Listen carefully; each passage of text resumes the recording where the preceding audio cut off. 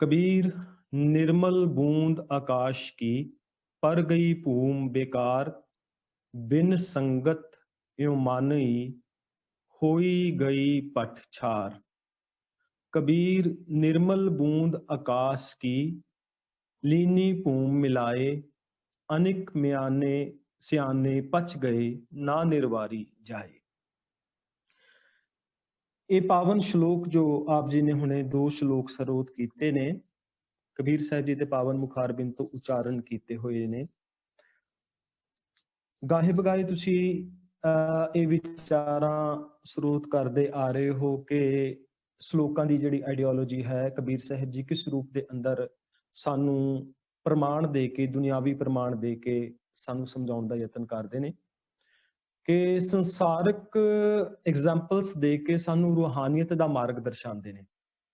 ਅੱਜ ਦੇ ਸ਼ਲੋਕ ਦੇ ਅੰਦਰ ਵੀ ਬੜੇ ਗਹਿਰੇ ਅਰਥ ਇਹ ਪਾਵਨ ਸ਼ਲੋਕ ਰੱਖਦੇ ਨੇ ਔਰ ਬੜੇ ਡੀਪ ਲੈਵਲ ਤੇ ਜਾ ਕੇ ਕਬੀਰ ਸਾਹਿਬ ਜੀ ਸਾਨੂੰ ਸਮਝਾਉਣਾ ਕਰਦੇ ਨੇ। ਪਹਿਲਾਂ ਅਸੀਂ ਇਹਦੇ ਅਖਰੀ ਅਰਥ ਕਰਦੇ ਹਾਂ, ਫਿਰ ਅਸੀਂ ਇਹਨਾਂ ਸ਼ਲੋਕਾਂ ਦੇ ਭਾਵ ਅਰਥਾਂ ਦੇ ਨਾਲ ਜੁੜਾਂਗੇ।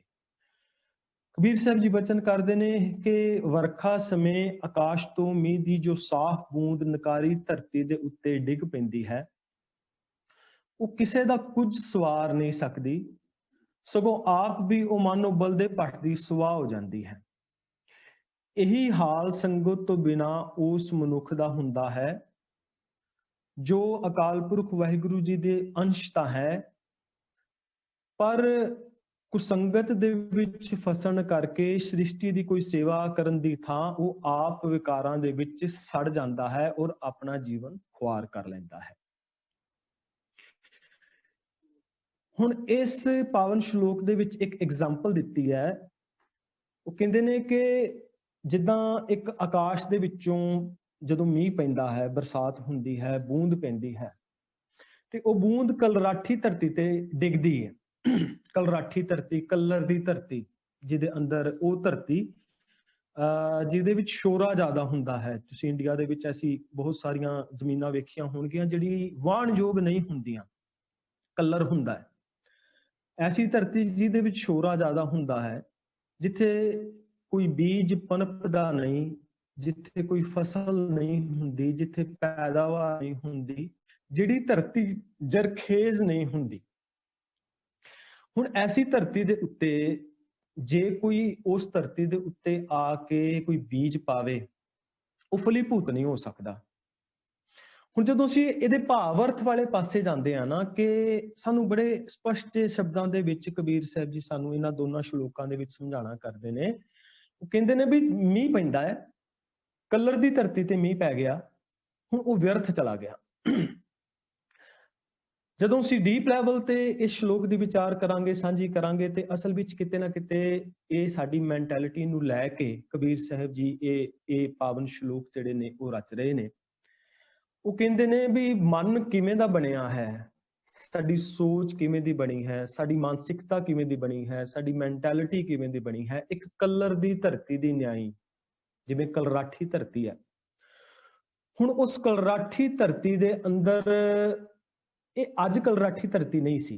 ਜਦੋਂ ਅਸੀਂ ਸ਼ਲੋਕ ਦਾ ਅਸੀਂ ਅਖਰੀ ਅਰਥ ਕਰ ਰਹੇ ਸੀ, ਇਹਦੇ ਵਿੱਚ ਪ੍ਰੋਫੈਸਰ ਸਾਹਿਬ ਸਿੰਘ ਜੀ ਲਿਖਦੇ ਨੇ ਵੀ ਹੈ ਤੇ ਰਾਮ ਦੀ ਅੰਸ਼ ਸੀਗੀ, ਧਰਤੀ ਤੇ ਜਰਖੇਜ਼ ਸੀ, ਪਰ ਇਹਨੇ ਕੁਸੰਗ ਕਰ ਕਰਕੇ, ਕੁਸੰਗਤ ਕਰ ਕਰਕੇ ਆਪਣੀ ਲਾਈਫ ਦੇ ਵਿੱਚ ਆਪਣੇ ਇਸ ਮਨ ਰੂਪੀ ਧਰਤੀ ਨੂੰ ਕਲਰ ਬਣਾ ਲਿਆ, ਆਪਣੀ ਇਸ ਮੈਂਟੈਲਿਟੀ ਨੂੰ ਕਲਰ ਬਣਾ ਲਿਆ, ਆਪਣੀ ਇਸ ਸੋਚ ਨੂੰ ਕਲਰ ਬਣਾ ਲਿਆ। ਹੁਣ ਕੋਈ ਵੀ ਬੂੰਦ ਪੈਂਦੀ ਹੈ, ਕੋਈ ਗਿਆਨ ਦੀ ਬੂੰਦ, ਕੋਈ ਸਵਾਤੀ ਬੂੰਦ, ਜਿਹਨੂੰ ਗਿਆਨ ਦੇ ਰੂਪ ਦੇ ਵਿੱਚ ਕਿਹਾ ਗਿਆ, ਬਾਣੀ ਦੇ ਵਿੱਚ ਬਹੁਤ ਵਾਰੀ ਸਵਾਤੀ ਬੂੰਦ ਦਾ ਜ਼ਿਕਰ ਹੁੰਦਾ ਹੈ। ਜਦੋਂ ਵੀ ਕੋਈ ਬੂੰਦ ਗਿਆਨ ਦੀ ਇਹਦੇ ਮਨ ਦੇ ਅੰਦਰ ਪੈਣ ਦਾ ਯਤਨ ਕਰਦੀ ਹੈ, ਕਲਰ ਧਰਤੀ ਹੋਣ ਕਰਕੇ ਉਹ ਫਲੀਭੂਤ ਨਹੀਂ ਹੋ ਪਾਉਂਦੀ। ਜਿਵੇਂ ਸਾਡੇ ਸਾਰਿਆਂ ਦੇ ਇਹ ਮਨ ਵਿੱਚ ਸਵਾਲ ਪੈਦਾ ਹੁੰਦਾ ਹੈ ਕਿ ਅਸੀਂ ਇੰਨੀ ਵਾਰੀ ਬਾਣੀ ਸੁਣੀ, ਇੰਨੀ ਵਾਰੀ ਅਸੀਂ ਸ਼ਬਦ ਵਿਚਾਰ ਸੁਣਦੇ ਹਾਂ, ਇੰਨੀ ਵਾਰੀ ਅਸੀਂ ਗੁਰਬਾਣੀ ਦੇ ਨਾਲ ਜੁੜਦੇ ਹਾਂ, ਕੀਰਤਨ ਵੀ ਸੁਣਦੇ ਹਾਂ, ਸਾਡੀ ਲਾਈਫ ਦੇ ਵਿੱਚ ਚੇਂਜ ਕਿਉਂ ਨਹੀਂ ਹੁੰਦਾ? ਅਸੀਂ ਆਪਣੀ ਮਾਨਸਿਕਤਾ, ਮੈਂਟੈਲਿਟੀ ਦੇ ਵਿੱਚ ਚੇਂਜ ਕਿਉਂ ਨਹੀਂ ਲਿਆ ਪਾਉਂਦੇ? ਸਾਡੀ ਜ਼ਿੰਦਗੀ ਜਿਹੜੀ ਜਿਸ ਧੱਰੇ ਤੇ ਚੱਲ ਰਹੀ ਸੀ, ਉਸੇ ਢਰਰੇ ਤੇ ਚੱਲਦੀ ਜਾਂਦੀ ਹੈ। ਅਸੀਂ ਆਪਣੇ ਸੋਚ ਦੇ ਅੰਦਰ ਪਰਿਵਰਤਨ ਔਰ ਚੇਂਜ ਕਿਉਂ ਨਹੀਂ ਲੈ ਕੇ ਆ ਪਾਉਂਦੇ? ਉਹਦਾ ਕਾਰਨ ਅੱਜ ਕਬੀਰ ਸਾਹਿਬ ਜੀ ਇਹਨਾਂ ਸ਼ਲੋਕਾਂ ਵਿੱਚ ਸਮਝਾ ਰਹੇ ਨੇ। ਉਹ ਕਹਿੰਦੇ ਨੇ ਕਿ ਇਹ ਬੰਦਿਆ, ਤੇਰੀ ਮਾਨਸਿਕਤਾ ਕਲਰ ਧਰਤੀ ਦੀ ਨਿਆਈ ਹੋ ਗਈ ਹੈ, ਔਰ ਇਹਦਾ ਕਾਰਨ ਹੈ ਕਿ ਤੂੰ ਚੰਗੀ ਸੰਗਤ ਨਹੀਂ ਕੀਤੀ। ਇਹਦਾ ਕਾਰਨ ਹੈ ਕਿ ਤੂੰ ਚੰਗੀ ਸੰਗਤ ਆਪਣੇ ਮਨ ਨੂੰ ਨਹੀਂ ਦਿੱਤੀ, ਆਪਣੀ ਮਾਨਸਿਕਤਾ ਔਰ ਆਪਣੇ ਜੀਵਨ ਦੇ ਅੰਦਰ ਤੂੰ ਭੈੜੀ ਸੰਗਤ ਦੇ ਨਾਲ ਜੁੜਿਆ ਰਿਹਾ।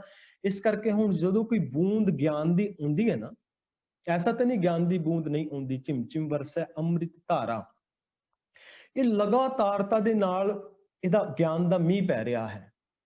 ਗੁਰੂ ਪਾਤਸ਼ਾਹ ਜੀ ਦਾ ਪਾਵਨ ਗਿਆਨ ਇੰਨਾ ਗਿਆਨ ਹੈ, ਪਿਓ ਦਾਦੇ ਦਾ ਜਿਹੜਾ ਖਜ਼ਾਨਾ ਹੈ ਸਾਡੇ, ਇੰਨਾ ਵੱਡਾ ਸਾਡੇ ਕੋਲ ਖਜ਼ਾਨਾ ਹੈ, ਇੰਨਾ ਲਗਾਤਾਰਤਾ ਦੇ ਨਾਲ ਜਿਹੜਾ ਇੱਕ ਝਮਾਝਮ ਮੀਂਹ ਪੈ ਰਿਹਾ, ਬਰਸਾਤ ਹੋ ਰਹੀ ਹੈ, ਪਰ ਫਿਰ ਵੀ ਸਾਡੇ ਅਸਲ ਮਨ ਦੇ ਅੰਦਰ ਉਹ ਇਫੈਕਟ ਕਿਉਂ ਨਹੀਂ ਪਾਉਂਦੀ? ਕਹਿੰਦੇ ਨੇ ਕਿ ਸੰਗਤ ਚੰਗੀ ਨਹੀਂ। ਉਹ ਸੰਗਤ ਕਰਕੇ ਇਹ ਜੀਵਨ ਦੇ ਅੰਦਰ ਇਹ ਚੇਂਜ ਜਿਹੜਾ ਹੈ ਉਹ ਨਹੀਂ ਆ ਪਾ ਰਿਹਾ। ਇੱਕ ਐਗਜ਼ਾਮਪਲ ਦੇ ਕੇ ਇਸ ਨੂੰ ਹੋਰ ਸਮਝਣ ਦਾ ਯਤਨ ਕਰਦੇ ਹਾਂ। ਤੁਸੀਂ ਇੰਡੀਆ ਤੋਂ ਗਏ ਹੋ, ਇੰਡੀਆ ਦੀ ਕਿਰਸਾਨੀ ਤੋਂ ਤੁਸੀਂ ਜਾਣੂ ਹੋ ਕਿ ਇੱਕ ਨਿੱਕੇ ਜਿਹੇ ਬੀਜ ਦੇ ਅੰਦਰ ਬਹੁਤ ਵੱਡੀ ਸ਼ਮਤਾ ਹੁੰਦੀ ਹੈ, ਕਿੰਨੀ ਸਮਰੱਥਾ ਹੁੰਦੀ ਹੈ ਉਸ ਬੀਜ ਦੇ ਅੰਦਰ। ਉਸ ਬੀਜ ਦੇ ਵਿੱਚ ਲੱਖਾਂ ਟਨ ਲੱਕੜੀ ਹੈ ਤੇ ਛੋਟਾ ਜਿਹਾ ਬੀਜ, ਲੱਖਾਂ ਟਨ ਲੱਕੜੀ ਹੈ ਉਹਦੇ ਅੰਦਰ। ਉਸ ਬੀਜ ਦੇ ਅੰਦਰ ਬਹੁਤ ਸਾਰਾ ਫਲ ਫਰੂਟ ਭਰਿਆ ਹੋਇਆ ਹੈ, ਛੋਟਾ ਜਿਹਾ ਬੀਜ, ਪਰ ਉਹਦੇ ਅੰਦਰ ਸਮਰੱਥਾ ਹੈ, ਉਹਦੇ ਅੰਦਰ ਕਾਬਲੀਅਤ ਹੈ, ਉਹਦੇ ਅੰਦਰ ਇਤਨੀ ਪੋਟੈਂਸ਼ੀਅਲ ਹੈ ਕਿ ਉਹ ਬਹੁਤ ਸਾਰਾ ਫਲ ਫਰੂਟ ਦੇ ਅੰਬਾਰ ਲਾ ਸਕਦਾ ਹੈ। ਨਿੱਕਾ ਜਿਹਾ ਬੀਜ, ਉਹਦੇ ਅੰਦਰ ਇੰਨੀ ਸਮਰੱਥਾ ਹੈ, ਉਹਦੇ ਅੰਦਰ ਇੰਨੀ ਸਮਰੱਥਾ ਹੈ ਕਿ ਉਹ ਕਿੰਨੀ ਆਕਸੀਜਨ ਜਿਹੜੀ ਹੈ ਉਹ ਦੁਨੀਆ ਨੂੰ ਦੇ ਸਕਦਾ ਹੈ। ਇੱਕ ਬੀਜ ਦੇ ਅੰਦਰ ਇੰਨੀ ਵੱਡੀ ਸਮਰੱਥਾ ਹੁੰਦੀ ਹੈ।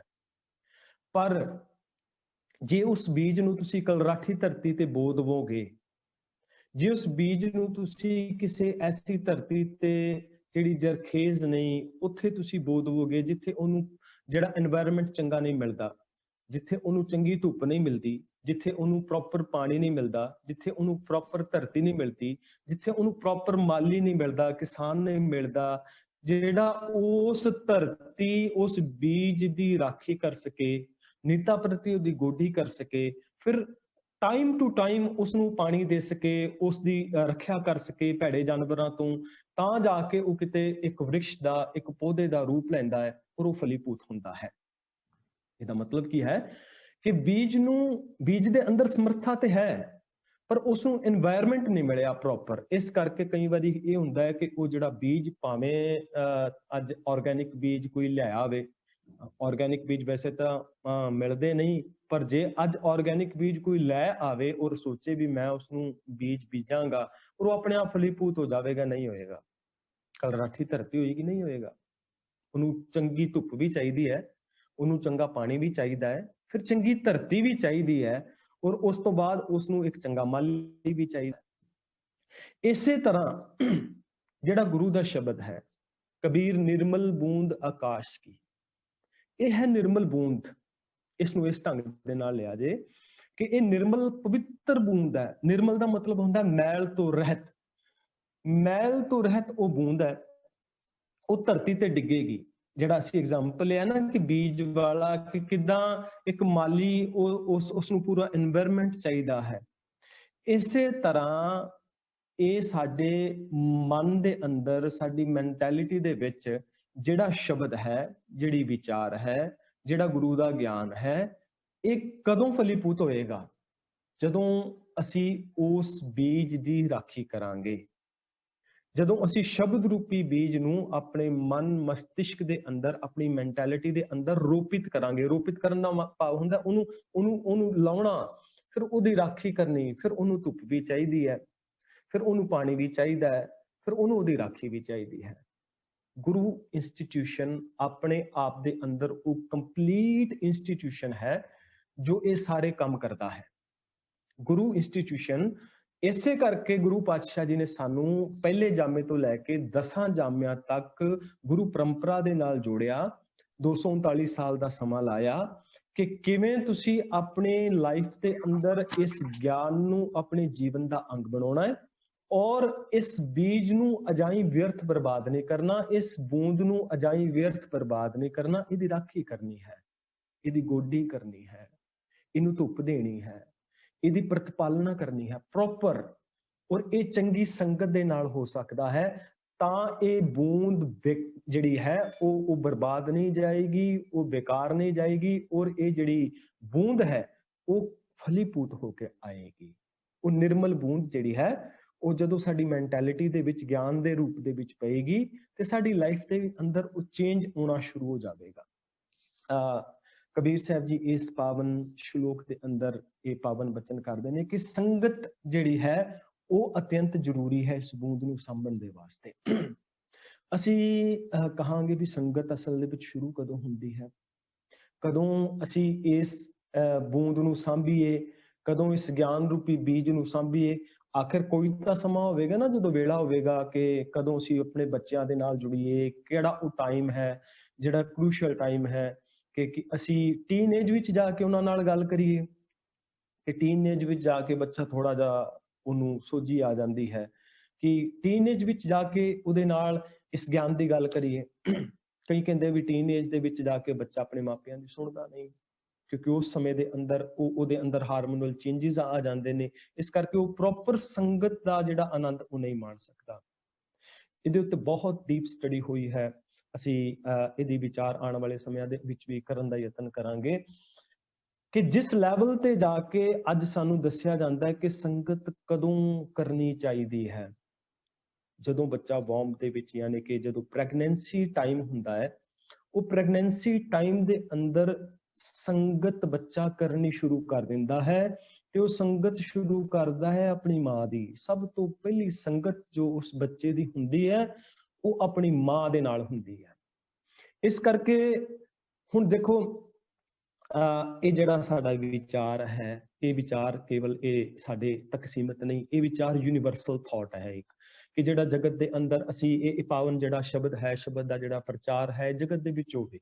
ਸੋ ਸਾਡੀ ਆਉਣ ਵਾਲੀ ਜਨਰੇਸ਼ਨ ਜਿਹੜੀ ਹੈ ਜਾਂ ਸਾਡੇ ਆਲੇ ਦੁਆਲੇ ਦੇ ਵਿੱਚ ਇਹ ਸੋਚ ਜਦੋਂ ਜਾਏਗੀ ਕਿ ਅਸਲ ਵਿੱਚ ਸੰਗਤ ਦਾ ਜਿਹੜਾ ਪਹਿਲਾ ਕਨਸੈਪਟ ਹੈ ਸ਼ੁਰੂ ਕਿੱਥੋਂ ਹੁੰਦਾ ਹੈ, ਇਹ ਕਨਸੈਪਟ ਅਸੀਂ ਆਪਣੇ ਬੱਚਿਆਂ ਨੂੰ, ਆਪਣੀ ਬੱਚੀਆਂ ਨੂੰ ਦੱਸ ਸਕਾਂਗੇ ਕਿ ਅਸਲ ਸੰਗਤ ਦਾ ਜਿਹੜਾ ਕਨਸੈਪਟ ਸ਼ੁਰੂ ਹੁੰਦਾ ਹੈ ਉਹ ਪ੍ਰੈਗਨੈਂਸੀ ਦੇ ਟਾਈਮ, ਡਿਊਰਿੰਗ ਦਾ ਪ੍ਰੈਗਨੈਂਸੀ, ਜਿਸ ਸਮੇਂ ਦੇ ਅੰਦਰ ਬੱਚਾ ਮਾਂ ਦੇ ਗਰਭ ਦੇ ਵਿੱਚ ਹੁੰਦਾ ਹੈ, ਉਹ ਬੱਚਾ ਮਾਂ ਦੀ ਹਰ ਇੱਕ ਗੱਲ ਸੁਣ ਰਿਹਾ ਹੁੰਦਾ ਹੈ। ਅੱਜ ਸਾਇੰਸ ਇਸ ਗੱਲ ਨੂੰ ਪ੍ਰੂਵ ਕਰਦੀ ਹੈ।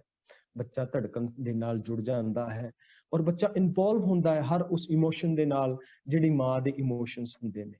ਬੱਚਾ ਉੱਥੇ ਸੁਣਦਾ ਹੈ, ਬੱਚਾ ਉੱਥੇ ਸਮਝਦਾ ਹੈ, ਬੱਚਾ ਉਸ ਭਾਸ਼ਾ ਨੂੰ ਜਿਹੜਾ ਹੈ ਉਹ ਉਸ ਸਮੇਂ ਦੇ ਅੰਦਰ ਉਸ ਨੂੰ ਲੈ ਰਿਹਾ ਹੁੰਦਾ ਹੈ, ਸਮਝ ਰਿਹਾ ਹੁੰਦਾ ਹੈ, ਔਰ ਬਹੁਤ ਸਾਰਾ ਜਿਹੜਾ ਉਹਦਾ ਜੀਵਨ ਦਾ ਜਿਹੜਾ ਮਿਆਰ ਬਣਨਾ ਹੁੰਦਾ ਹੈ, ਉਸ ਸਮੇਂ ਦੇ ਦੌਰਾਨ ਉਸ ਬੱਚੇ ਦੀ ਜਿਹੜੀ ਸ਼ਖਸੀਅਤ ਹੈ ਉਹ ਘੜੀ ਜਾਂਦੀ ਹੈ। ਸੋ ਉਹ ਸਮਾਂ ਜਿਹੜਾ ਸਮਾਂ ਬੜਾ ਕ੍ਰੂਸ਼ਲ ਹੈ, ਜਿਸ ਸਮੇਂ ਦੇ ਅੰਦਰ ਪ੍ਰੈਗਨੈਂਸੀ ਸਮੇਂ ਦੇ ਅੰਦਰ ਬੱਚੇ ਦੀ ਸੰਗਤ ਜਿਹੜੀ ਮਾਂ ਦੇ ਨਾਲ ਹੋਵੇ, ਮਾਂ ਉਸ ਨੂੰ ਚੰਗੇ ਥਾਟ ਦੇਵੇ, ਚੰਗੇ ਵਿਚਾਰ ਦੇਵੇ, ਤਾਂ ਕਿ ਉਹ ਧਰਤੀ ਜਿਹੜੀ ਹੈ ਨਾ, ਜਿਹੜੀ ਨਿਰਮਲ ਹੈ, ਪਾਕ ਹੈ, ਸਾਫ਼ ਹੈ, ਉਹ ਕਲਰ ਦੀ ਧਰਤੀ ਨਾ ਬਣੇ। ਕਿਉਂਕਿ ਬਹੁਤਾਇਤ ਰੂਪ ਦੇ ਵਿੱਚ ਕੁਝ ਹੱਦ ਤੱਕ ਤੇ ਅਸੀਂ ਇਹ ਕਹਿ ਸਕਦੇ ਹਾਂ ਵੀ ਜੈਨੇਟਿਕ ਜਿਹੜੇ ਕੁਝ ਐਸੀ ਹਾਰਮੋਨਲ ਚੇਂਜਸ ਹੁੰਦੀਆਂ ਨੇ, ਜਾਂ ਜੈਨੇਟਿਕ ਜਿਹੜੇ ਬਿਹੇਵੀਅਰ ਚੱਲਦਾ ਹੈ ਕਿ ਪਿਓ ਦਾਦੇ ਦਾ ਜਿਹੜਾ ਬਿਹੇਵ ਹੁੰਦਾ ਹੈ ਬੱਚੇ ਦਾ ਵੀ ਉਹੀ ਕੁਝ ਹੋਣਾ ਹੈ, ਬਹੁਤ ਹੱਦ ਤੱਕ ਐਸੇ ਚਾਂਸਿਸ ਹੁੰਦੇ ਨੇ। ਪਰ ਅੱਜ ਦੀ ਸਟੱਡੀ ਕਹਿੰਦੀ ਹੈ ਵੀ ਇਸ ਚੀਜ਼ ਨੂੰ ਵੀ ਚੇਂਜ ਕੀਤਾ ਜਾ ਸਕਦਾ ਹੈ, ਇਸ ਚੀਜ਼ ਨੂੰ ਬਦਲਿਆ ਜਾ ਸਕਦਾ ਹੈ ਕਿ ਜੈਨੇਟਿਕ ਤੌਰ ਦੇ ਉੱਤੇ ਜੇ ਕਿਤੇ ਕੋਈ ਪ੍ਰੋਬਲਮ ਹੈ, ਜੈਨੇਟਿਕ ਤੌਰ ਦੇ ਉੱਤੇ ਕੋਈ ਪਿਓ ਦਾਦੇ ਦੇ ਅੰਦਰ ਕੋਈ ਈਗੋ ਸਮੱਸਿਆ ਹੈ ਜਾਂ ਉਹਨਾਂ ਦੇ ਜੀਵਨ ਦੇ ਅੰਦਰ ਗਿਰਾਵਟਾਂ ਨੇ, ਉਹ ਆਉਣ ਵਾਲੀ ਜਨਰੇਸ਼ਨ ਦੇ ਵਿੱਚ ਨਹੀਂ ਹੋਣਗੀਆਂ ਜੇ ਅਸੀਂ ਯਤਨ ਕਰਾਂਗੇ। ਪਰ ਉਹਦੇ ਵਾਸਤੇ ਸਾਨੂੰ ਅਵੇਅਰ ਹੋਣਾ ਪਏਗਾ, ਉਹਦੇ ਵਾਸਤੇ ਇਸ ਲੈਵਲ ਤੇ ਅਵੇਅਰ ਹੋਣਾ ਪਏਗਾ ਕਿ ਅਸੀਂ ਉਸ ਸਮੇਂ ਦੇ ਦੌਰਾਨ, ਗਰਭ ਦੇ ਸਮੇਂ ਦੇ ਦੌਰਾਨ ਤੋਂ ਹੀ ਉਹਦੀ ਸੰਗਤ ਚੰਗੇ ਵਿਚਾਰਾਂ ਦੀ ਕਰੀਏ, ਮਾਂ ਦੇ ਨਾਲ ਕਰੀਏ। ਫਿਰ ਜਦੋਂ ਬੱਚਾ ਜਨਮ ਲੈ ਲੈਂਦਾ ਹੈ, ਉਹ ਆਲੇ ਦੁਆਲੇ ਦਾ ਜਿਹੜਾ ਉਹਦਾ ਆਲਾ ਦੁਆਲਾ ਹੈ, ਤੇ ਉਹ ਆਲੇ ਦੁਆਲੇ ਦੇ ਵਿੱਚ ਵੀ ਉਸ ਨੂੰ ਉਹ ਸਿੱਖਿਆ ਦਿੱਤੀ ਜਾਵੇ ਕਿ ਜਿਹਦੇ ਕਰਕੇ ਉਹਦੇ ਜੀਵਨ ਦੇ ਅੰਦਰ ਉਹ ਵਿਕਾਰੀ ਜਿਹੜਾ ਪ੍ਰਭਾਵ ਹੈ ਉਹ ਨਾ ਪਵੇ, ਔਰ ਉਹ ਆਪਣੀ ਲਾਈਫ ਦੇ ਅੰਦਰ ਅੱਗੇ ਵੱਧ ਸਕੇ, ਉਹ ਆਪਣੀ ਲਾਈਫ ਦੇ ਅੰਦਰ ਐਸਾ ਮਰਤਬਾ ਹਾਸਲ ਕਰ ਸਕੇ ਜੋ ਕਿ ਸਾਨੂੰ ਸ਼ਬਦ ਸਿਖਾ ਰਿਹਾ ਹੈ। ਉਹਦੀ ਜ਼ਿੰਦਗੀ ਵਿਕਾਰੀ ਨਾ ਹੋਵੇ, ਉਹਦੀ ਮਾਨਸਿਕਤਾ ਮੈਂਟੈਲਿਟੀ ਦੇ ਵਿੱਚ ਕੋਰਾਪਨ ਨਾ ਆਵੇ, ਉਹਦੀ ਮੈਂਟੈਲਿਟੀ ਦੇ ਵਿੱਚ ਕੱਕਰ ਜਾਂ ਉਹ ਕਲਰਾਠੀ ਧਰਤੀ ਵਾਲਾ ਜਿਹੜਾ ਅਵਸਥਾ ਹੈ ਉਹ ਨਾ ਆਵੇ। ਕਿਉਂਕਿ ਜੇ ਕਲਰਾਠੀ ਧਰਤੀ ਇੱਕ ਵਾਰੀ ਬਣ ਗਈ ਫਿਰ ਉਸ ਨੂੰ ਚੇਂਜ ਕਰਨਾ ਬੜਾ ਮੁਸ਼ਕਲ ਹੋ ਜਾਂਦਾ ਹੈ। ਜਿਵੇਂ ਸਾਡੀ ਕੁਝ ਹੈਬਿਟਸ ਨੇ, ਸਾਡੀਆਂ ਬੈਡ ਹੈਬਿਟਸ ਨੇ, ਉਹ ਕਹਿ ਲਓ ਸਾਡੀਆਂ ਭੈੜੀਆਂ ਆਦਤਾਂ ਨੇ, ਕਈ ਵਾਰੀ ਸਾਨੂੰ ਅਸੀਂ ਚੇਂਜ ਕਰਨਾ ਚਾਹੁੰਦੇ ਹਾਂ ਪਰ ਉਹ ਚੇਂਜ ਹੋ ਨਹੀਂ ਪਾਉਂਦੀਆਂ ਕਿਉਂਕਿ ਕਹਿੰਦੇ ਨੇ ਨਾ ਕਿ ਜਨਮ ਜਨਮ ਕੀ ਇਸ ਮਨ ਕੋ ਮਲ ਲਾਗੀ ਕਾਲਾ ਹੋ ਆਸਿਆ। ਕਈ ਸਾਲਾਂ ਤੋਂ ਲਗਾਤਾਰਤਾ ਦੇ ਨਾਲ ਇੱਕ ਢਰੇ ਤੇ ਜਿਉਂ ਕੇ ਜਾਂ ਜੈਨੇਟਿਕਲੀ ਜਿਹੜਾ ਸਾਡੇ ਅੰਦਰ ਉਹ ਪ੍ਰੋਬਲਮਸ ਆ ਰਹੀਆਂ ਨੇ, ਪਿੱਛੋਂ ਚੱਲ ਕੇ ਆ ਰਹੀਆਂ ਨੇ, ਉਸਨੂੰ ਤੋੜਨਾ ਔਰ ਉਸਨੂੰ ਚੇਂਜ ਕਰਨਾ ਬੜਾ ਔਖਾ ਹੋ ਜਾਂਦਾ ਹੈ। ਇਸ ਕਰਕੇ ਚਾਹੀਦਾ ਹੈ ਕਿ ਬਚਪਨ ਤੋਂ ਹੀ ਸੁਚੇਤ ਹੋਇਆ ਜਾ ਸਕੇ। ਤੇ ਕੀ ਅੱਜ ਚੇਂਜ ਨਹੀਂ ਕੀਤਾ ਜਾ ਸਕਦਾ? ਹੁਣ ਕਬੀਰ ਸਾਹਿਬ ਕਹਿੰਦੇ ਨਹੀਂ, ਐਸੀ ਬਾਤ ਨਹੀਂ। ਨਿਰਾਸ਼ ਨਾ ਹੋਇਓ, ਬਿਲਕੁਲ ਨਿਰਾਸ਼ ਨਾ ਹੋਇਓ। ਜੇ ਕਿਤੇ ਅੱਜ ਤੱਕ ਅਸੀਂ ਆਪਣੀ ਉਸ ਮੈਂਟੈਲਿਟੀ ਨੂੰ ਚੇਂਜ ਨਹੀਂ ਕਰ ਪਾਏ, ਅੱਜ ਉਸ ਮੈਂਟੈਲਿਟੀ ਨੂੰ ਚੇਂਜ ਕੀਤਾ ਜਾ ਸਕਦਾ ਔਰ ਹੁਣੇ ਹੀ ਕੀਤਾ ਜਾ ਸਕਦਾ ਹੈ।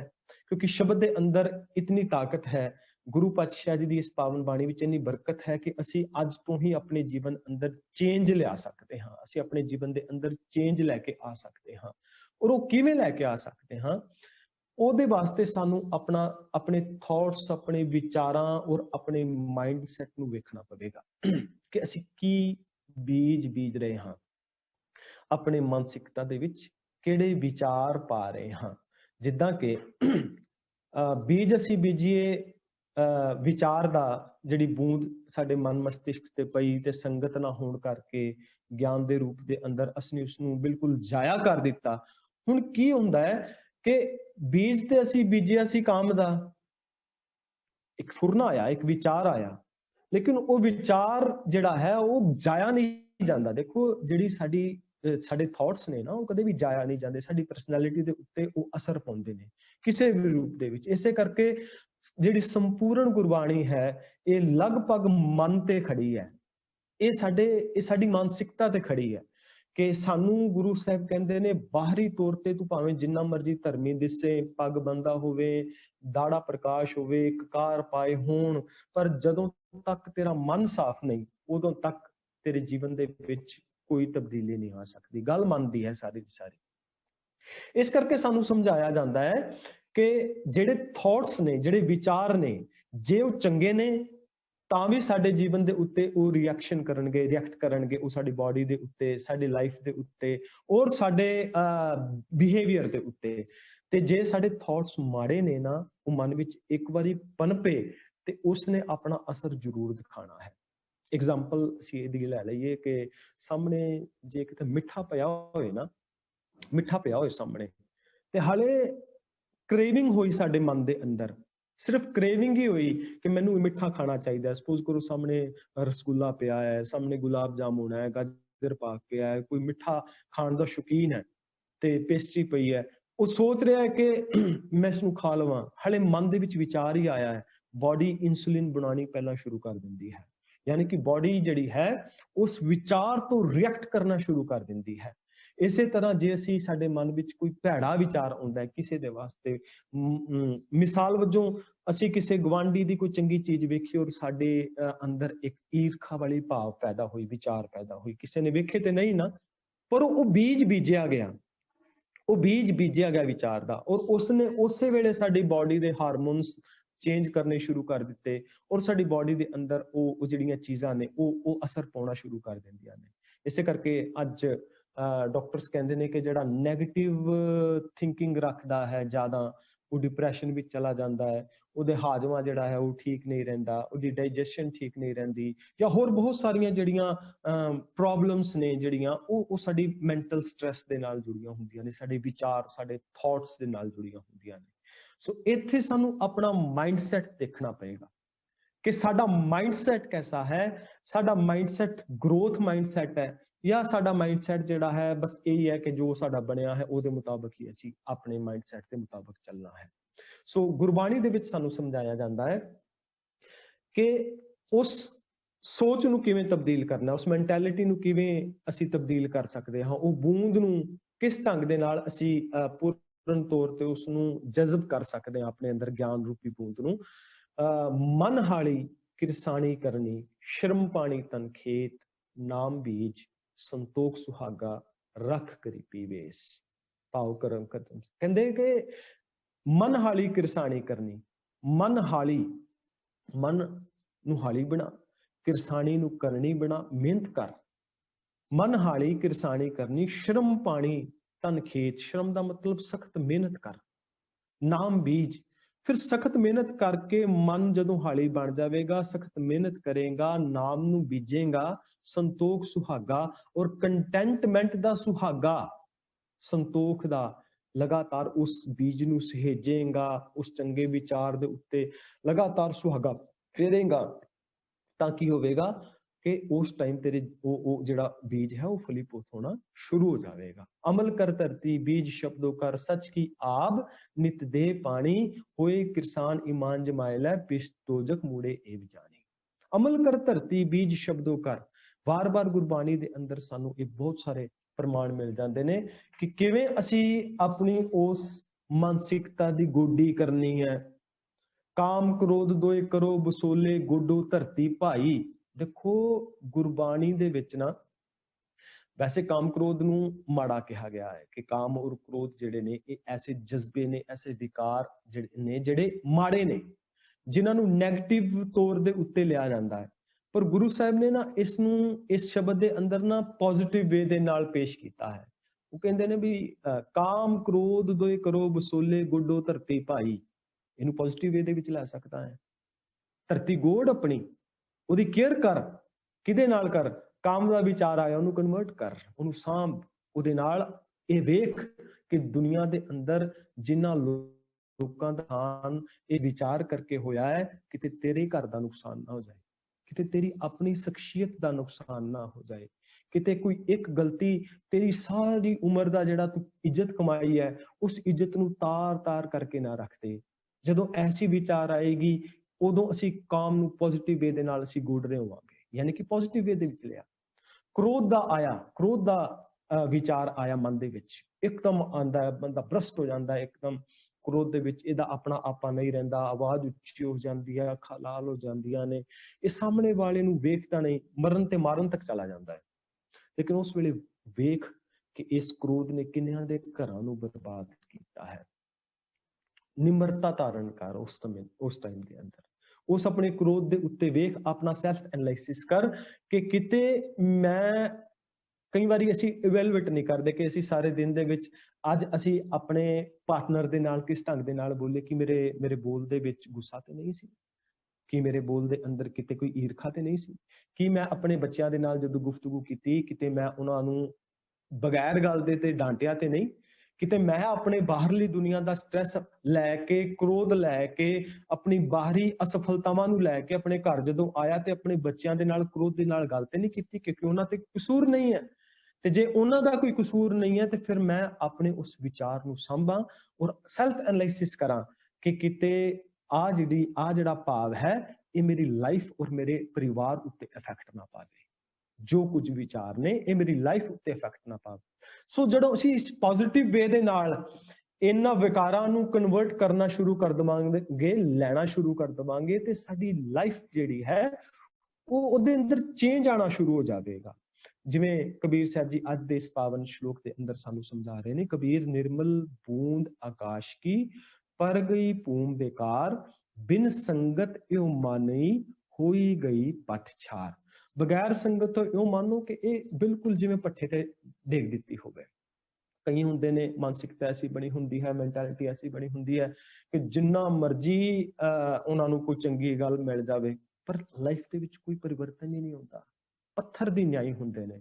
ਜਿੱਦਾਂ ਬਾਣੀ ਦਾ ਇੱਕ ਬਚਨ ਹੈ ਨਾ ਕਿ ਇੱਕ ਜਿਹੜਾ ਬੰਦਾ ਹੈ ਸੰਗਤ ਵਿੱਚ ਆ ਕੇ ਵੀ ਬਹਿ ਜਾਂਦਾ ਹੈ ਪਰ ਇਉਂ ਬਹਿੰਦਾ ਜਿਵੇਂ ਪੱਥਰ ਬਣ ਕੇ ਬੈਠਾ ਹੈ, ਪੱਥਰ ਦੀ ਨਿਆਈ ਬੈਠਾ ਹੈ, ਉਹਨੂੰ ਪੱਥਰ ਉੱਤੇ ਕੋਈ ਅਸਰ ਹੀ ਨਹੀਂ ਹੁੰਦਾ। ਇਸੇ ਤਰ੍ਹਾਂ ਉਸ ਬੰਦੇ ਦੀ ਮਾਨਸਿਕਤਾ ਬਣ ਜਾਂਦੀ ਹੈ ਕਠੋਰ ਮਾਨਸਿਕਤਾ, ਸਖਤ ਮਾਨਸਿਕਤਾ ਬਣ ਜਾਂਦੀ ਹੈ, ਜਿਹਦੇ ਉੱਤੇ ਗੁਰੂ ਪਾਤਸ਼ਾਹ ਜੀ ਦੀ ਇਹਨਾਂ ਸੰਵੇਦਨਾਵਾਂ ਦਾ, ਸੰਵੇਦਨਸ਼ੀਲ ਗੱਲਾਂ ਦਾ ਕੋਈ असर नहीं हुंदा। सो संगत बड़ी मैटर करदी है।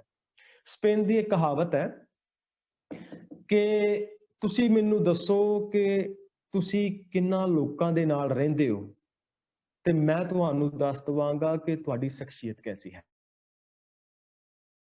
ਤੁਹਾਡੇ ਦੋਸਤ ਮਿੱਤਰ, ਤੁਹਾਡਾ ਜਿਨ੍ਹਾਂ ਦੇ ਨਾਲ ਤੁਸੀਂ ਸੰਗਤ ਕਰਦੇ ਹੋ, ਜਿਹੜੇ ਤੁਹਾਡਾ ਰਿਲੇਸ਼ਨਸ਼ਿਪ ਵਿੱਚ ਰਹਿੰਦੇ ਨੇ, ਜਿਨ੍ਹਾਂ ਦੇ ਨਾਲ ਤੁਸੀਂ ਜ਼ਿਆਦਾ ਪਿਆਰ ਦੇ ਨਾਲ ਜਾਂ ਸੌਖੇ ਹੋ ਕੇ ਗੱਲਬਾਤ ਕਰਦੇ ਹੋ, ਤੇ ਇਹ ਤੁਹਾਡੀ ਸ਼ਖਸੀਅਤ ਦਾ ਇੱਕ ਅਕਸ ਹੁੰਦਾ ਹੈ ਕਿ ਜਿਨ੍ਹਾਂ ਦੇ ਨਾਲ ਤੁਸੀਂ ਜ਼ਿਆਦਾ ਪਸੰਦ ਕਰਦੇ ਹੋ, ਜਿਹੜੀਆਂ ਗੱਲਾਂ ਤੁਸੀਂ ਜ਼ਿਆਦਾ ਪਸੰਦ ਕਰਦੇ ਹੋ, ਵੈਸੀ ਤੁਹਾਡੀ ਪਰਸਨੈਲਿਟੀ ਜਿਹੜੀ ਹੈ ਉਹ ਡਿਵੈਲਪ ਹੋਣੀ ਸ਼ੁਰੂ ਹੋ ਜਾਂਦੀ ਹੈ। ਸੋ ਕਬੀਰ ਸਾਹਿਬ ਕਹਿੰਦੇ ਨੇ ਕਿ ਸੰਗਤ ਜਿਹੜੀ ਹੈ ਉਹ ਚੰਗੀ ਕਰ। ਇਸੇ ਕਰਕੇ ਸੰਗਤ ਦਾ ਕਿਹਾ ਗਿਆ ਕਿ ਇੱਕ ਸਿੱਖ ਦੋ ਸਾਧ ਸੰਗਤ ਜੀ ਪਰਮ। ਸਿੱਖ ਇਹ ਵੀ ਸੰਗਤ ਕਰ ਸਕਦਾ, ਆਪਣੇ ਮਨ ਦੇ ਨਾਲ, ਆਪਣੇ ਆਪ ਦੇ ਨਾਲ ਗੱਲ ਕਰਦਾ ਹੈ। ਜਿੱਦਾਂ ਅੱਜ ਤੇ ਸਾਈਕੈਟ੍ਰਿਸਟ ਵੀ ਇਹ ਗੱਲ ਕਹਿੰਦੇ ਨੇ ਕਿ ਤੁਸੀਂ ਸੈਲਫ ਮੋਟੀਵੇਸ਼ਨ ਆਪਣੇ ਆਪ ਨੂੰ ਦਵੋ। ਤੁਸੀਂ ਵਾਰ-ਵਾਰ ਆਪਣੇ ਆਪ ਨੂੰ ਕਹੋ ਕਿ ਵੀ ਮੈਂ ਬੜਾ ਵਧੀਆ ਹਾਂ, ਮੈਂ ਬੜਾ ਚੰਗਾ ਹਾਂ, ਮੈਂ ਬੜਾ ਪੋਜ਼ਿਟਿਵ ਹਾਂ, ਮੈਂ ਬਹੁਤ ਮਿੱਠ ਬੋਲਣਾ ਹਾਂ। ਆਪਣੇ ਆਪ ਨਾਲ ਗੱਲ ਕਰਦਾ ਹੈ ਨਾ, ਇੱਕ ਸੰਗਤ ਹੋ ਗਈ, ਮਨ ਦੇ ਨਾਲ ਸੰਗਤ ਹੋ ਗਈ, ਜ਼ੁਬਾਨ ਤੇ ਮਨ ਦੀ ਜਿਹੜੀ ਹੈ ਉਹ ਸੰਗਤ ਹੋ ਗਈ ਸਾਡੀ। ਇਸੇ ਤਰ੍ਹਾਂ ਇੱਕ ਸਿੱਖ ਦੋਏ ਸਾਧ ਸੰਗ, ਕਹਿੰਦੇ ਜਦੋਂ ਇੱਕ ਸਿੱਖ ਸੰਗਤ ਕਰਦਾ ਫਿਰ ਦੋਏ ਸਾਧ ਸੰਗ ਜਦੋਂ ਦੋ ਰਲ ਜਾਂਦੇ ਨੇ ਫਿਰ ਸਤਸੰਗਤ ਹੋ ਜਾਂਦੀ ਹੈ। ਜਿੱਦਾਂ ਮੈਂ ਪਹਿਲਾਂ ਇੱਕ ਐਗਜ਼ਾਮਪਲ ਦਿੱਤੀ ਹੈ ਕਿ ਮਾਂ ਦੇ ਗਰਭ ਵਿੱਚ ਬੱਚਾ ਹੈ, ਸੰਗਤ ਤੇ ਉਦੋਂ ਹੀ ਸ਼ੁਰੂ ਹੋ ਸਕਦੀ ਹੈ। ਦੋਏ ਸਾਧ ਸੰਗ, ਇਹ ਦੋਵੇਂ ਹੋ ਗਏ, ਜੁੜ ਗਏ ਤੇ ਉਹਨਾਂ ਦੀ ਸਤਸੰਗਤ ਹੋ ਗਈ। ਪੰਜੀ ਪਰਮੇਸ਼ਵਰ ਤੇ ਕਹਿੰਦੇ ਜਦੋਂ ਪੰਜ ਮਿਲ ਜਾਂਦੇ ਨੇ ਫਿਰ ਉੱਥੇ ਤੇ ਪਰਮੇਸ਼ਵਰ ਆਪ ਵਿਰਾਜਦਾ ਹੈ। ਭਾਵ ਉਹ ਪੰਜ ਜਦੋਂ ਸੱਚ ਦੀ ਵਿਚਾਰ ਕਰਦੇ ਨੇ, ਯਾਨੀ ਕਿ ਜਦੋਂ ਬਹੁਤਾਇਤ ਰੂਪ ਵਿੱਚ ਸੰਗਤ ਦੇ ਅੰਦਰ ਸੱਚ ਦੀ ਵਿਚਾਰ ਹੁੰਦੀ ਹੈ, ਉੱਥੇ ਰੱਬ ਜੀ ਆਪ ਵਰਤਦੇ ਨੇ।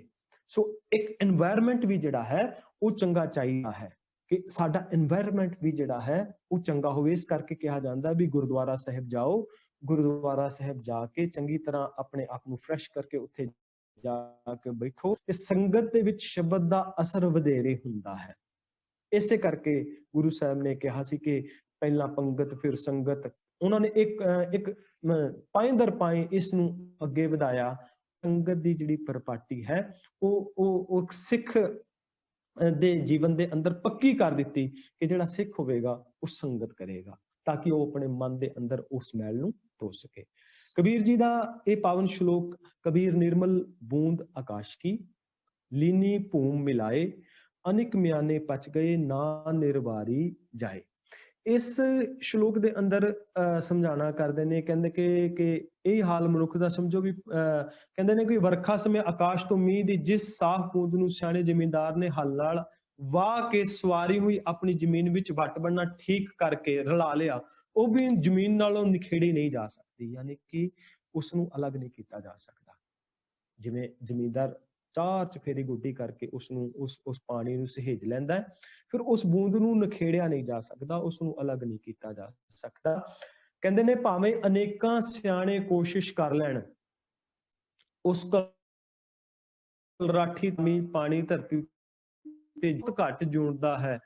ਤੇ ਇਹ ਹਾਲ ਉਸ ਮਨੁੱਖ ਦਾ ਹੁੰਦਾ ਹੈ ਪੂਰੇ ਗੁਰੂ ਦੀ ਮਿਹਰ ਨਾਲ ਉਸਦੀ ਜੀਭ, ਕੰਨ ਆਦਿਕ ਇੰਦਰੀ ਪਰ ਨਿੰਦਾ ਆਦਿਕ ਵਿਕਾਰਾਂ ਵੱਲੋਂ ਹਟ ਜਾਂਦੇ ਹਨ। ਇਸ ਸਵਾਰੀ ਹੋਈ ਸਰੀਰ ਧਰਤੀ ਦੀ ਰਾਹੀਂ ਉਹ ਮਨੁੱਖ ਪ੍ਰਭੂ ਚਰਨਾਂ ਵਿੱਚ ਅਜਿਹਾ ਜੁੜਦਾ ਹੈ ਕਿ ਕੋਈ ਵਿਕਾਰ ਉਸ ਨੂੰ ਉੱਥੋਂ ਵਿਛੋੜ ਨਹੀਂ ਸਕਦਾ। ਯਾਨੀ ਕਿ ਕਲਰ ਤੋਂ ਕਲਰ ਧਰਤੀ ਦੇ ਉੱਤੇ, ਯਾਨੀ ਕਿ ਜਿਹਦੀ ਮੈਂਟੈਲਿਟੀ ਬਿਲਕੁਲ ਗਿਰਾਵਟ ਦੇ ਨਾਲ ਭਰੀ ਹੋਈ ਹੈ, ਉਹਦੇ ਅੰਦਰ ਵੀ ਇਹ ਸੰਭਾਵਨਾ ਹੈ ਕਿ ਉਹ ਆਪਣੀ ਉਸ ਲਾਈਫ ਨੂੰ ਚੇਂਜ ਕਰ ਸਕਦਾ ਹੈ। ਨਹੀਂ ਤੇ ਕਲਰ ਦੇ ਬਾਰੇ ਬਾਣੀ ਦੇ ਅੰਦਰ ਹੋਰ ਥਾਂ ਆਉਂਦਾ ਨਾ, ਕਾਹੇ ਕਲਰਾ ਸਿੰਚੂ ਜਨਮ ਗਵਾਵੋ, ਕਾਚੀ ਟਹਿਕ ਦੀਵਾਲ ਕਾਹੇ ਗਚਲਾਵੋ। ਕਿਉਂ ਕਲਰ ਨੂੰ ਸਿੰਜਦਾ ਹੈ? ਸਿੰਜ ਕੇ ਕੋਈ ਫਾਇਦਾ ਨਹੀਂ ਹੋਵੇਗਾ। ਪਹਿਲਾਂ ਬਾਹਰੀ ਤੌਰ ਤੇ ਨਹੀਂ, ਆਪਣੇ ਅੰਦਰ ਤੈਨੂੰ ਉਸ ਧਰਤੀ ਨੂੰ ਤਿਆਰ ਕਰਨਾ ਪਵੇਗਾ। ਜਿਵੇਂ ਜਦੋਂ ਪਾਰਟੀਸ਼ਨ ਹੋਇਆ ਤੇ ਪਾਰਟੀਸ਼ਨ ਹੋਣ ਤੋਂ ਬਾਅਦ ਸਾਡੇ ਅੰਬਾਲੇ ਦੇ ਵਿੱਚ ਨਾ ਬਹੁਤ ਜ਼ਿਆਦਾ ਸੇਮ ਹੈ, ਇੱਥੇ ਉਰਕਲ ਰਾਠੀ ਧਰਤੀ ਕਾਫੀ ਸਾਰੀ ਹੈ ਤੇ ਬਹੁਤ ਸਾਰੇ ਜਿਹੜੇ ਪਾਕਿਸਤਾਨ ਤੋਂ ਉੱਠ ਕੇ ਪਰਿਵਾਰ ਇੱਥੇ ਆਏ ਤੇ ਉਹਨਾਂ ਨੇ ਆ ਕੇ ਵੇਖਿਆ ਵੀ ਕਲਰ ਧਰਤੀ ਹੈ ਇੱਥੇ ਤੇ ਸਾਰੀ ਦੀ ਸਾਰੀ। ਤੇ ਉਹ ਕਲਰ ਧਰਤੀ ਨੂੰ ਇੱਕ ਦਿਨ ਦੇ ਵਿੱਚ ਤੇ ਤਿਆਰ ਨਹੀਂ ਉਹਨਾਂ ਨੇ ਕੀਤਾ, ਮਿਹਨਤ ਕੀਤੀ ਔਰ ਸਖਤ ਮਿਹਨਤ ਮੁਸ਼ੱਕਤ ਕਰਨ ਦੇ ਨਾਲ ਉਹ ਧਰਤੀ ਜਿਹੜੀ ਇੱਕ ਦਿਨ ਐਸੀ ਤਿਆਰ ਹੋ ਗਈ। ਹੁਣ ਉਹ ਧਰਤੀ ਜਿਹੜੀ ਹੈ ਉਹ ਬੜੀ ਜ਼ਰਖੇਜ਼ ਹੈ, ਉਸ ਧਰਤੀ ਉੱਤੇ ਬੜੀ ਚੰਗੀ ਫਸਲਾਂ ਆਉਂਦੀਆਂ ਨੇ ਔਰ ਉਹ ਧਰਤੀ ਜਿਹੜੀ ਹੈ ਹੁਣ ਕਲਰ ਰਾਠੀ ਧਰਤੀ ਨੇ ਰਹੀ, ਕਲਰ ਨਹੀਂ ਰਿਹਾ, ਹੁਣ ਉਹ ਜਰਖੇਜ਼ ਧਰਤੀ ਹੋ ਗਈ, ਕਿਉਂਕਿ ਮਿਹਨਤ ਕੀਤੀ ਗਈ ਉਹਦੇ ਉੱਤੇ। ਇਸੇ ਤਰ੍ਹਾਂ ਇੱਕ ਇਨਸਾਨ ਜਿਹੜਾ ਤਾ ਉਮਰ ਗਿਰਾਵਟਾਂ ਦੇ ਵਿੱਚ ਰਿਹਾ, ਤਾ ਉਮਰ ਕਮਜ਼ੋਰੀਆਂ, ਮਾਨਸਿਕ ਕਮਜ਼ੋਰੀਆਂ ਦੇ ਅੰਦਰ ਰਿਹਾ, ਤਾ ਉਮਰ ਉਹ ਆਪਣੀ ਲਾਈਫ ਦੇ ਅੰਦਰ ਤਾਣੇ ਪੇਟੇ ਬੁਣਦਾ ਰਿਹਾ, ਲੋਕਾਂ ਦੇ ਬੁਰੇ ਕਰਦਾ ਰਿਹਾ, ਲੋਕਾਂ ਦੇ ਭਾਵ ਵਾਸਤੇ ਦੁਰਭਾਵਨਾ ਰੱਖਦਾ ਰਿਹਾ। ਲੇਕਿਨ ਇੱਕ ਦਿਨ ਐਸਾ ਵੀ ਆ ਸਕਦਾ ਹੈ ਕਿ ਉਹਦੀ ਲਾਈਫ ਚੇਂਜ ਹੋ ਸਕਦੀ ਹੈ, ਟੋਟਲੀ ਚੇਂਜ ਹੋ ਸਕਦੀ ਹੈ। ਨਿਰਾਸ਼ ਹੋਣ ਦੀ ਲੋੜ ਨਹੀਂ, ਉਹ ਭਾਵੇਂ ਕਲਰਾਠੀ ਧਰਤੀ ਵਰਗਾ ਉਹਦਾ ਮਾਈਂਡਸੈਟ ਹੈ, ਪਰ ਉਸ ਨੂੰ ਚੇਂਜ ਕੀਤਾ ਜਾ ਸਕਦਾ ਹੈ। ਕਬੀਰ ਸਾਹਿਬ ਜੀ ਦਾ ਇੱਕ ਸ਼ਬਦ ਹੈ, ਉਹਦੇ ਵਿੱਚ ਉਹ ਬਚਨ ਕਰਦੇ ਨੇ, ਮੁਸ ਮੁਸ ਰੋਵੈ ਕਬੀਰ ਕੀ ਮਾਈ, ਇਹ ਬਾਰ ਕੈਸੇ ਜੀਵੈ ਰਘੁਰਾਈ, ਤਨਨਾ ਬੁਨਨਾ ਸਭ ਤਜਿਓ ਹੈ ਕਬੀਰ, ਹਰ ਕਾ ਨਾਮ ਲਿਖ ਲਿਓ ਸ਼ਰੀਰ, ਜਬ ਲਗ ਤਾਗਾ ਬਾहों बेही, तब लग बिसरै राम स्नेही, ओछी मत मेरी जात चुलाहा, हर का नाम लियो मैं लाहा। ਐ ਕਰਕੇ ਇਹ ਸ਼ਬਦ ਹੈ। ਹੁਣ ਜਦੋਂ ਅਸੀਂ ਇਹਦੇ ਅਰਥ ਕਰਦੇ ਆ ਨਾ, ਸਿੰਪਲ ਜਦੋਂ ਅਸੀਂ ਸਿੱਧੇ ਸਿੱਧੇ ਅਰਥ ਕਰੀਏ ਤੇ ਇੰਜ ਲੱਗਦਾ ਵੀ ਕਬੀਰ ਸਾਹਿਬ ਜੀ ਦੀ ਮਾਤਾ ਜੀ ਰੋਂਦੇ ਨੇ, ਮੁਸ ਮੁਸ ਰੋਵੈ ਕਬੀਰ ਕੀ ਮਾਈ, ਇਹ ਬਾਰਕ ਕੈਸੇ ਜੀਵੇ ਰਘੁਰਾਈ, ਤਨਨਾ ਬੁਨਨਾ ਸਭ ਤਜਿਓ ਹੈ ਕਬੀਰ। ਕਹਿੰਦੇ ਨੇ ਵੀ ਉਹਨਾਂ ਨੇ ਤਾਣਾ ਪੇਟਾ ਬੁਣਾ, ਕਿਉਂਕਿ ਉਹ ਵੀਵਰ ਦਾ ਕੰਮ ਕਰਦੇ ਸੀ, ਜੁਲਾਏ ਸੀਗੇ, ਤੇ ਉਹਨਾਂ ਨੇ ਕਹਿੰਦੇ ਵੀ ਤਾਣਾ ਪੇਟਾ ਬੁਣਨਾ ਛੱਡ ਦਿੱਤਾ ਹੈ। ਤਨਨਾ ਬੁਣਨਾ ਸਭ ਤਜਿਓ ਹੈ ਕਬੀਰ, ਤੇ ਕਬੀਰ ਸਾਹਿਬ ਜੀ ਦੀ ਮਾਂ ਹੁੰਦੀ ਹੈ ਵੀ ਘਰ ਦਾ ਖਰਚ ਕਿਵੇਂ ਚੱਲੇਗਾ। ਹਰ ਕਾ ਨਾਮ ਲਿਖ ਲਿਓ ਸ਼ਰੀਰ, ਵੀ ਹਰੀ ਦਾ ਨਾਮ ਸ਼ਰੀਰ ਤੇ ਲਿਖ ਲਿਆ ਹੈ। ਜਬ ਲਗ ਤਾਗਾ ਬਾਹੋਂ ਬੇਹੀ, ਤਬ ਲਗ ਬਿਸਰੈ ਰਾਮ ਸਨੇਹੀ। ਕਹਿੰਦੇ ਨੇ ਮਾਂ ਕਹਿੰਦੀ ਹੈ ਵੀ ਤੂੰ ਤਾਣਾ ਪੇਟਾ ਬੁਣ, ਕੋਈ ਉਣੇਗਾ ਤੇ ਕੋਈ ਚਾਦਰ ਬੁਣੇਗਾ, ਕੋਈ ਦਰੀ ਬੁਣੇਗਾ, ਕੋਈ ਕੰਮ ਕਰੇਗਾ, ਕੋਈ ਕੱਪੜਾ ਬੁਣੇਗਾ, ਤਾਂ ਘਰ ਦਾ ਗੁਜ਼ਾਰਾ ਚੱਲੇਗਾ। ਤੇ ਕਬੀਰ ਸਾਹਿਬ ਜੀ ਕਹਿੰਦੇ ਆਨਸਰ ਕਰਦੇ ਨੇ ਕਿ ਜਦੋਂ ਮੈਂ ਤਾਣੇ ਨੂੰ ਬੁਣਨਾ ਸ਼ੁਰੂ ਕਰਦਾ ਹਾਂ ਤੇ ਉਸ ਸਮੇਂ ਕੀ ਹੁੰਦਾ ਹੈ ਕਿ ਮੈਨੂੰ ਰੱਬ ਭੁੱਲ ਜਾਂਦਾ ਹੈ। ਹੁਣ ਇਹ ਕਨਸੈਪਟ ਜਿਹੜਾ ਹੈ ਇਹ ਗੁਰਮਤ ਦੇ ਅਕੋਰਡਿੰਗ ਨਹੀਂ, ਕਿਉਂਕਿ ਕਬੀਰ ਸਾਹਿਬ ਜੀ ਕਿਰਤੀ ਸਨ, ਉਹ ਆਪਣਾ ਕੰਮ ਕਰਦੇ ਸੀਗੇ, ਘਰ ਦੇ ਵਿੱਚ ਤਾਂਤਾ ਲੱਗਿਆ ਹੈ, ਲੋਕ ਆ ਰਹੇ ਨੇ, ਮਿਲਣ ਵਾਸਤੇ ਆ ਰਹੇ ਨੇ, ਔਰ ਉੱਥੇ ਖੁੱਲਾ ਜਿਹੜਾ ਚਾਹ ਪਾਣੀ ਪ੍ਰਸ਼ਾਦਾ ਚੱਲ ਰਿਹਾ ਉਹਨਾਂ ਦੇ ਘਰ, ਸਾਰਾ ਕੁਝ ਕੰਮ ਕਰਦੇ ਨੇ ਤਾਂ ਘਰ ਦੀ ਜਿਹੜੀ ਕਾਰ ਹੈ ਉਹ ਚੱਲਦੀ ਹੈ। ਔਰ ਗੁਰਮਤ ਦਾ ਕਨਸੈਪਟ ਹੀ ਨਹੀਂ ਕਿ ਧਰਮ ਦੀ ਕਿਰਤ ਜਿਹੜੀ ਹੈ ਉਹ ਬਿਲਕੁਲ ਬੰਦ ਹੋ ਜਾਵੇ ਔਰ ਸਿਰਫ ਇੱਕ ਚੌਂਕੜਾ ਮਾਰ ਕੇ ਤੇ ਰੱਬ ਦਾ ਨਾਂ ਲਿਆ ਜਾਵੇ। ਹੁਣ ਇਹਦਾ ਅਰਥ ਕੀ ਹੈ? ਫਿਰ ਇਹਦਾ ਅਰਥ ਵੀ ਕਿਤੇ ਮੈਂਟੈਲਿਟੀ ਦੇ ਨਾਲ ਜੁੜਿਆ ਹੋਇਆ ਹੈ। ਮੁਸ ਮੁਸ ਰੋਵੈ ਕਬੀਰ ਕੀ ਮਾਈ, ਮਾਈ ਜਿਹੜਾ ਸ਼ਬਦ ਹੁੰਦਾ ਹੈ ਨਾ, ਬਾਣੀ ਦੇ ਵਿੱਚ ਮਾਂ ਸ਼ਬਦ ਆਇਆ ਕਈ ਥਾਵਾਂ ਤੇ, ਮਾਈ ਸ਼ਬਦ ਆਇਆ, ਉਹ ਮਾਤਾ ਮਤ ਦੇ ਨਾਲ ਆਇਆ। ਜਿਵੇਂ ਅਸੀਂ ਪੜ੍ਹਦੇ ਹਾਂ ਮਾਤਾ ਮਤ ਪਿਤਾ ਸੰਤੋਖ, ਮਾਤਾ ਮਤ ਸਾਡੀ ਮੈਂਟੈਲਿਟੀ, ਇਸ ਨੂੰ ਮਾਂ ਵੀ ਕਿਹਾ ਗਿਆ ਬਾਣੀ ਦੇ ਵਿੱਚ, ਮਾਤਾ ਮਤ। ਕਹਿੰਦੇ ਨੇ ਹੁਣ ਕਬੀਰ ਦੀ ਉਹ ਭੈੜੀ ਮਤ, ਇਹ ਰੋਂਦੀ ਏ, ਮੁਸ ਮੁਸ ਰੋਵੈ ਕਬੀਰ ਕੀ ਮਾਈ, ਇਹ ਰੋਂਦੀ ਏ, ਕੁਰਲਾਂਦੀ ਏ, ਇਹ ਬਾਰਕ ਕੈਸੇ ਜੀਵੈ ਰਘੁਰਾਈ। ਹੁਣ ਇਹ ਮੇਰੇ ਜਿਹੜੇ ਬੱਚੇ ਨੇ ਨਾ, ਬੱਚੇ ਕਿਹੜੇ ਨੇ? ਬਾਰਕ ਦਾ ਮਤਲਬ ਬੱਚੇ ਕਿਹੜੇ ਨੇ? ਉਸ ਭੈੜੀ ਮਤ ਦੇ ਬੱਚੇ ਨੇ, ਕਾਮ ਕ੍ਰੋਧ ਲੋਭ ਮੋਹ ਤੇ ਹੰਕਾਰ। ਉਹ ਕਹਿੰਦੇ ਨੇ ਰੋਂਦੇ ਨੇ, ਇਹ ਬਾਰਕ ਕੈਸੇ ਜੀਵੈ ਰਘੁਰਾਈ। ਹੁਣ ਇਹ ਕਿਵੇਂ ਜੀਣਗੇ ਇਹਦੀ ਮਨ ਦੇ ਵਿੱਚ? ਤਨਨਾ ਬੁਨਨਾ ਸਭ ਤਜਿਓ ਹੈ ਕਬੀਰ। ਹੁਣ ਤਨਨਾ ਬੁਨਨਾ ਕੀ ਹੈ? ਤਨਨਾ ਬੁਨਨਾ ਦਾ ਮਤਲਬ ਜਿਹੜਾ ਬੰਦਾ ਰੋਜ਼ਾਨਾ ਤਾਣੇ ਪੇਟੇ ਨਹੀਂ ਪੁਣਦਾ, ਕਿਸੇ ਦੇ ਖਿਲਾਫ ਸਾਜ਼ਿਸ਼ਾਂ ਰਚਦਾ ਹੈ, ਬੈਠਾ ਬੈਠਾ ਘਰ ਦੇ ਅੰਦਰ ਕਿ ਮੈਂ ਸਾਜ਼ਿਸ਼ ਰਚਦਾ ਕਿ ਉਹਦਾ ਕਿਵੇਂ ਮੈਂ ਨੁਕਸਾਨ ਕਰ ਸਕਦਾ ਹਾਂ, ਕਿਵੇਂ ਉਸਨੂੰ ਨੀਵਾਂ ਦਿਖਾ ਸਕਦਾ ਹਾਂ, ਕਿਵੇਂ ਮੈਂ ਗੱਲਬਾਤ ਦੀ ਰਾਹੀਂ ਉਹਦਾ ਕੁਝ ਨੁਕਸਾਨ ਕਰ ਸਕਦਾ ਹਾਂ, ਉਹਦੀ ਬੈਕ ਬਾਈਟ ਕਰ ਸਕਦਾ ਹਾਂ, ਜਾਂ ਕੁਝ ਐਸਾ ਬੋਲ ਕੇ ਮੈਂ ਉਹਦਾ ਆਰਥਿਕ ਨੁਕਸਾਨ ਕਰ ਸਕਦਾ ਹਾਂ, ਸਮਾਜਿਕ ਤੌਰ ਤੇ ਉਹਦੀ ਪਰਸਨੈਲਿਟੀ ਦੇ ਅੰਦਰ ਮੈਂ ਕੋਈ ਦਾਗ ਲਾ ਸਕਦਾ ਹਾਂ। ਮਨ ਵਿੱਚ ਇਹ ਘੁਣਤਰਾਂ ਚੱਲਦੀਆਂ ਰਹਿੰਦੀਆਂ ਨੇ ਬੰਦਿਆਂ ਦੇ ਕਿ ਕਿਵੇਂ ਮੈਂ ਆਪਣੇ ਰਿਸ਼ਤੇਦਾਰਾਂ ਦੇ ਵਿੱਚ ਉਹਦਾ ਮੈਂ ਕਿਸ ਢੰਗ ਦੇ ਨਾਲ ਉਹਨੂੰ ਨੀਵਾਂ ਦਿਖਾਵਾਂ। ਇਹ ਜਿਹੜੇ ਥਾਟਸ ਨੇ ਨਾ ਮਨ ਦੇ ਵਿੱਚ, ਕਬੀਰ ਸਾਹਿਬ ਕਹਿੰਦੇ ਨੇ ਹੁਣ ਮੇਰੇ ਮਨ ਵਿੱਚ ਇਹ ਥਾਟ ਚੱਲਣੇ ਬੰਦ ਹੋ ਗਏ ਨੇ, ਹੁਣ ਮੇਰੇ ਜੀਵਨ ਦੇ ਵਿੱਚ ਇਹ ਭੈੜੇ ਵਿਚਾਰ ਬਿਲਕੁਲ ਨਹੀਂ ਹੁੰਦੇ। ਤਨਨਾ ਬੁਨਨਾ ਸਭ ਤਜਿਓ ਹੈ ਕਬੀਰ। ਹੁਣ ਮੈਂ ਆਪਣੇ ਮਨ ਦੇ ਵਿੱਚੋਂ ਉਹ ਤਾਣਾ ਪੇਟਾ ਬੁਨਣਾ ਬੰਦ ਕਰ ਦਿੱਤਾ ਹੈ। ਹਰ ਕਾ ਨਾਮ ਲਿਖ ਲਿਓ ਸ਼ਰੀਰ, ਔਰ ਹਰੀ ਦਾ ਨਾਮ ਮੈਂ ਆਪਣੇ ਪੂਰੇ ਸਰੀਰ ਉੱਤੇ ਲਿਖ ਲਿਆ ਹੈ। ਇਹਦਾ ਮਤਲਬ ਇਹ ਨਹੀਂ ਕਿ ਕਬੀਰ ਸਾਹਿਬ ਜੀ ਨੇ ਟੈਟੂ ਬਣਵਾ ਲਏ ਸੀਗੇ ਬਾਣੀ ਦੇ। ਇਹਦਾ ਮਤਲਬ ਤੇ ਇਹ ਵੀ ਹੈ ਨਾ ਵੀ ਸਰੀਰ ਤੇ ਸਾਰਾ ਨਾਮ ਲਿਖ ਲਿਆ, ਬਾਡੀ ਤੇ, ਹੱਥਾਂ ਤੇ, ਪੈਰਾਂ ਤੇ ਟੈਟੂ ਬਣਵਾ ਲਏ, ਐਸਾ ਕੁਝ ਨਹੀਂ। ਹਰ ਕਾ ਨਾਮ ਲਿਖ ਲਿਓ ਸਰੀਰ ਦਾ ਮਤਲਬ ਜਦੋਂ ਉਹ ਗਿਆਨ ਮਾਨਸਿਕਤਾ ਦੇ ਵਿੱਚ ਆਇਆ ਨਾ, ਹੁਣ ਪੂਰੀ ਬਾਡੀ ਜਿਹੜੀ ਹੈ ਉਸ ਗਿਆਨ ਦੇ ਅਕੋਰਡਿੰਗ ਬਿਹੇਵ ਕਰਦੀ ਹੈ। ਅੱਖਾਂ ਉਸ ਗਿਆਨ ਦੇ ਅਕੋਰਡਿੰਗ ਚੱਲਦੀਆਂ ਨੇ, ਕਿਸੇ ਦਾ ਮਾੜਾ ਨਹੀਂ ਤੱਕਦੀਆਂ। ਪਰਾਏ ਤਨ ਉਹਦੇ ਵੱਲ ਬਿਲਕੁਲ ਨਹੀਂ ਝਾਕ ਰੱਖਦੀਆਂ। ਹੁਣ ਅੱਖਾਂ ਦੇ ਵਿੱਚ ਨਾ ਸਾਰਿਆਂ ਨੂੰ ਬਰਾਬਰਤਾ ਕਰਕੇ ਦੇਖਦੀਆਂ ਨੇ। ਜੇ ਆਪਣਾ ਬੱਚਾ ਉਹਦੇ ਨਾਲ ਪਿਆਰ ਭਰੀਆਂ ਨਿਗਾਹਾਂ ਦੇ ਨਾਲ ਇਹ ਅੱਖਾਂ ਦੇਖਦੀਆਂ ਨੇ, ਫਿਰ ਇਹ ਗਵਾਂਢੀ ਦੇ ਬੱਚੇ, ਰਿਸ਼ਤੇਦਾਰਾਂ ਦੇ ਬੱਚਿਆਂ ਨੂੰ ਵੀ ਉਸੇ ਨਿਗਾਹ ਦੇ ਨਾਲ ਦੇਖਦੀਆਂ ਨੇ। ਇਹ ਅੱਖਾਂ ਜੇ ਕਿਸੇ ਅਮੀਰ ਦੇ ਨਾਲ, ਕਿਸੇ ਅਮੀਰੀ ਰੁਤਬੇ ਦੇ ਨਾਲ ਜਿਹੜਾ ਸਮਾਜ ਵਿੱਚ ਵਿਚਰਿਆ ਹੈ, ਉਹਨੂੰ ਵੇਖ ਕੇ ਜੇ ਉਹਦੇ ਨਾਲ ਇਹ ਚੰਗਾ ਬਿਹੇਵ ਕਰਦੀਆਂ ਨੇ, ਤੇ ਕਿਸੇ ਗਰੀਬ ਦੇ ਪਾਟੇ ਕੱਪੜੇ ਵੇਖ ਕੇ, ਉਹਦੀ ਗਰੀਬੀ ਵੇਖ ਕੇ ਉਹਦੇ ਅਕੋਰਡਿੰਗ ਉਹਨੂੰ ਦੁਤਕਾਰਦੀਆਂ ਨਹੀਂ, ਉਹਦੇ ਨਾਲ ਵੀ ਬਰਾਬਰ ਦਾ ਬਿਹੇਵ ਕਰਦੀਆਂ ਨੇ। ਯਾਨੀ ਕਿ ਉਹਦੀ ਪਰਸਨੈਲਿਟੀ ਦੇ ਵਿੱਚ ਇਹ ਟੋਟਲੀ ਇਹ ਚੇਂਜਸ ਆਣੀਆਂ ਸ਼ੁਰੂ ਹੋ ਗਈਆਂ ਨੇ। ਹਰ ਕਾ ਨਾਮ ਲਿਖ ਲਿਓ ਸ਼ਰੀਰ, ਕੰਨਾਂ ਦੇ ਨਾਲ ਉਹ ਕੁਝ ਸੁਣਦਾ ਹੈ, ਹੱਥਾਂ ਦੇ ਨਾਲ ਉਹ ਕੁਝ ਕਰਦਾ ਹੈ ਜੋ ਕੁਝ ਗਿਆਨ ਦੇ ਗੁਰੂ ਦੇ ਅਕੋਰਡਿੰਗ ਹੁੰਦਾ ਹੈ, ਪੈਰਾਂ ਦੇ ਨਾਲ ਉਹ ਕੁਝ ਕਰਦਾ ਹੈ। ਔਰ ਅੰਤਰ ਗੁਰ ਆਰਾਧਨਾ, ਜੀਵਾ ਜਪ ਗੁਰ ਨਾਉ, ਨੇਤਰੀ ਸਤਿਗੁਰ ਵੇਖਣਾ, ਸ਼੍ਰਵਣੀ ਸੁਣਨਾ ਗੁਰ ਨਾਉ, ਐਸੀ ਅਵਸਥਾ ਉਹਦੀ ਆ ਜਾਂਦੀ ਹੈ। ਹਰ ਕਾ ਨਾਮ ਲਿਖ ਲਿਓ ਸ਼ਰੀਰ, ਜਬ ਲਗ ਤਾਗਾ ਬਾਹੋਂ ਬੇਹੀ, ਤਬ ਲਗ ਬਿਸਰੈ ਰਾਮ ਸਨੇਹੀ। ਬਹੁਤ ਵੱਡੇ ਬਚਨ ਨੇ ਕਿ ਜਦੋਂ ਤੱਕ ਸਾਡੀ ਮੈਂਟੈਲਿਟੀ ਦੇ ਵਿੱਚ ਤਾਣਾ ਪੇਟਾ, ਤਾਗਾ ਬਾਹੋਂ ਬੇਹੀ, ਤਾਣਾ ਪੇਟਾ ਕਿਸੇ ਦਾ ਨੁਕਸਾਨ ਕਰਨ ਵਾਸਤੇ ਵਿਚਾਰ ਚੱਲਦੇ ਰਹਿਣਗੇ, ਬੈਡ ਥਾਟਸ ਚੱਲਦੇ ਰਹਿਣਗੇ, ਆ ਬੂੰਦ ਬੇਕਾਰ ਹੋ ਜਾਵੇਗੀ। ਆ ਰੱਬ ਕਦੇ ਚੇਤਾ ਨਹੀਂ ਆਵੇਗਾ। ਆ ਜਿਹੜੀ ਆ ਕਲਰਾਠੀ ਧਰਤੀ ਹੈ ਨਾ, ਇਸ ਨੂੰ ਜਰਖੇਜ਼ ਨਹੀਂ ਕਰ ਸਕਾਂਗੇ। ਇਸ ਕਰਕੇ ਆਪਣੇ ਥਾਟਸ ਉੱਤੇ ਬੜਾ ਧਿਆਨ ਦੇਵੋ। ਜਬ ਲਗ ਤਾਗਾ ਬਾਹੋਂ ਬੇਹੀ, ਤਬ ਲਗ ਬਿਸਰੈ ਰਾਮ ਸਨੇਹੀ। ਉਦੋਂ ਤੱਕ ਰੱਬ ਕਦੇ ਚੇਤਾ ਨਹੀਂ ਆਉਂਦਾ। ਹੁਣ ਕੀ ਹੋਇਆ? ਉੱਚੀ ਮਤ ਮੇਰੀ ਜਾਤ ਚੁਲਾਹਾ, ਹਰ ਕਾ ਨਾਮ ਲਿਓ ਮੈਂ ਲਾਹਾ। ਪਰ ਹੁਣ ਟ੍ਰਾਂਸਫਾਰਮ ਹੋ ਗਿਆ। ਹੁਣ ਧਰਤੀ ਨੂੰ ਮੈਂ ਨਾ ਗੋਡੀ ਕਰ ਕਰਕੇ, ਉਹਦੀ ਪਾਲਣਾ ਕਰ ਕਰਕੇ, ਉਹਦੀ ਰਾਖੀ ਕਰ ਕਰਕੇ ਉਸਨੂੰ ਜਰਖੇਜ਼ ਕਰ ਲਿਆ। ਔਰ ਹੁਣ ਉਹ ਜਿਹੜਾ ਵਿਚਾਰ ਹੈ ਗਿਆਨ ਦਾ, ਉਹ ਮੇਰੇ ਜੀਵਨ ਦੇ ਅੰਦਰ ਕੰਮ ਕਰਨਾ ਸ਼ੁਰੂ ਹੋ ਗਿਆ ਹੈ। ਔਰ ਮੇਰੀ ਪਰਸਨੈਲਿਟੀ ਜਿਹੜੀ ਹੈ ਟ੍ਰਾਂਸਫਾਰਮ ਹੋਣੀ ਸ਼ੁਰੂ ਹੋ ਗਈ ਹੈ। ਮੇਰੇ ਅੰਦਰ ਚੇਂਜ ਆਣਾ ਸ਼ੁਰੂ ਹੋ ਗਿਆ ਹੈ। ਹੁਣ ਮੇਰੀ ਜ਼ੁਬਾਨ ਦੇ ਵਿੱਚ ਜਿਹੜੀ ਨਿਮਰਤਾ ਆ ਗਈ ਹੈ, ਮੇਰੀ ਪਰਸਨੈਲਿਟੀ ਦੇ ਅੰਦਰ ਨੀਵਾਂਪਣ ਆ ਗਿਆ, ਨਿਮਰਤਾ ਆ ਗਈ ਹੈ। ਹੁਣ ਮੈਂ ਹੰਕਾਰ ਕਰਕੇ ਜਾਂ ਜਿਹੜਾ ਸਮਾਜ ਦੇ ਵਿੱਚ ਕੁਝ ਵੱਖਰਾ ਹੈਸੀਅਤ ਲੈ ਕੇ ਨਹੀਂ ਟੁਰਦਾ। ਮੈਂ ਇੱਕ ਸਰਬਤ ਦੇ ਭਲੇ ਵਾਲੀ ਸੋਚ ਲੈ ਕੇ ਜਗਤ ਦੇ ਅੰਦਰ ਵਿਚਰਦਾ ਹਾਂ। ਸੋ ਕਬੀਰ ਸਾਹਿਬ ਜੀ ਇਸ ਪਾਵਨ ਸ਼ਲੋਕ ਦੇ ਅੰਦਰ ਇਹ ਸਾਨੂੰ ਸਮਝਾਉਣਾ ਕਰਦੇ ਨੇ ਕਿ ਉਸ ਸਵਾਰੀ ਹੋਈ ਸਰੀਰ ਰੂਪੀ ਧਰਤੀ ਦੀ ਰਾਹੀਂ ਉਹ ਮਨੁੱਖ ਪ੍ਰਭੂ ਚਰਨਾਂ ਵਿੱਚ ਅਜਿਹਾ ਜੁੜਦਾ ਹੈ ਕਿ ਕੋਈ ਵਿਕਾਰ ਉਸਨੂੰ ਉੱਥੋਂ ਵਿਛੋੜ ਨਹੀਂ ਸਕਦਾ। ਹੁਣ ਵਿਕਾਰ ਹੁੰਦੇ ਤੇ ਨੇ, ਆ ਤੇ ਨਹੀਂ ਕਿ ਵਿਕਾਰ ਖਤਮ ਹੋ ਜਾਣਗੇ ਤਾਂ ਉਮਰ, ਆ ਜਿਹੜੇ ਨੇ ਆ ਤੂਫਾਨ ਇਹਨਾਂ ਦੇ ਆਉਂਦੇ ਰਹਿਣਗੇ। ਪਰ ਹੁਣ ਗਿਆਨ ਦੀ ਹਨੇਰੀ ਐਸੀ ਆਈ ਹੈ ਨਾ, ਦੇਖੋ ਭਾਈ ਗਿਆਨ ਕੀ ਆਈ ਆਂधी, ਸਭੈ ਉਡਾਨੀ ਭ੍ਰਮ ਕੀ ਟਾਟੀ, ਰਹਿ ਨਾ ਮਾਇਆ ਬੰਧੀ। ਹੁਣ ਹਨੇਰੀ ਐਸਾ, ਝੱਖੜ ਹੀ ਐਸਾ ਆਇਆ, ਇੱਕ ਬੂੰਦ ਨਹੀਂ, ਉਸਨੇ ਤੇ ਬਿਲਕੁਲ ਮੇਰੀ ਲਾਈਫ ਨੂੰ ਤਬਦੀਲ ਕਰਕੇ ਰੱਖ ਦਿੱਤਾ। ਹੁਣ ਉਹ ਜਿਹੜੇ ਨੇ ਵਿਕਾਰਾਂ ਦੀ ਹੱਲੇ ਆਉਂਦੇ ਨੇ, ਪਰ ਮੇਰੀ ਲਾਈਫ ਹੁਣ ਚੇਂਜ ਹੋ ਗਈ ਹੈ। ਹੁਣ ਮੇਰੇ ਜੀਵਨ ਦੇ ਅੰਦਰ ਤਬਦੀਲੀ ਆ ਗਈ ਹੈ। ਇਹ ਸ਼ਲੋਕ ਇੱਥੇ ਤੱਕ ਜਿਹੜੇ ਨੇ ਇੱਕ ਪ੍ਰਕਰਨ ਦੇ ਰੂਪ ਦੇ ਵਿੱਚ ਚੱਲ ਰਹੇ ਸਨ।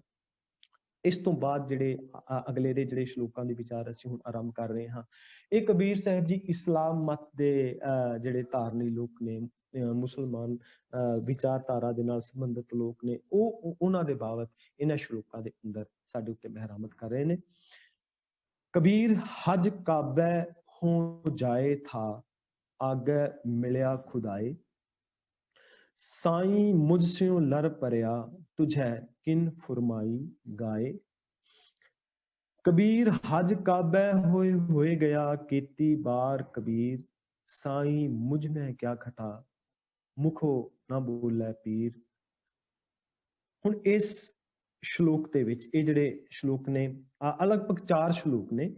ਇਹਨਾਂ 4 ਸ਼ਲੋਕਾਂ ਦੀ ਵਿਚਾਰ ਇੱਕ ਹੀ ਪ੍ਰਕਰਨ ਦੇ ਅੰਦਰ ਹੈ, ਜਿਹਦੇ ਵਿੱਚ ਇਹ 2 ਸ਼ਲੋਕ ਆਪ ਜੀ ਨੇ ਹੁਣੇ ਸਰੋਤ ਕੀਤੇ ਨੇ। ਇਸ ਤੋਂ ਅਗਲੇਰੇ ਜਿਹੜੇ ਸ਼ਲੋਕ ਨੇ 5, ਕਬੀਰ ਜੀ ਜੋ ਮਾਰੇ ਜੋਰ ਕਰ, कहते हैं जो हलाल, दफ्तर दई जब काट है, होएगा कौन हवाल।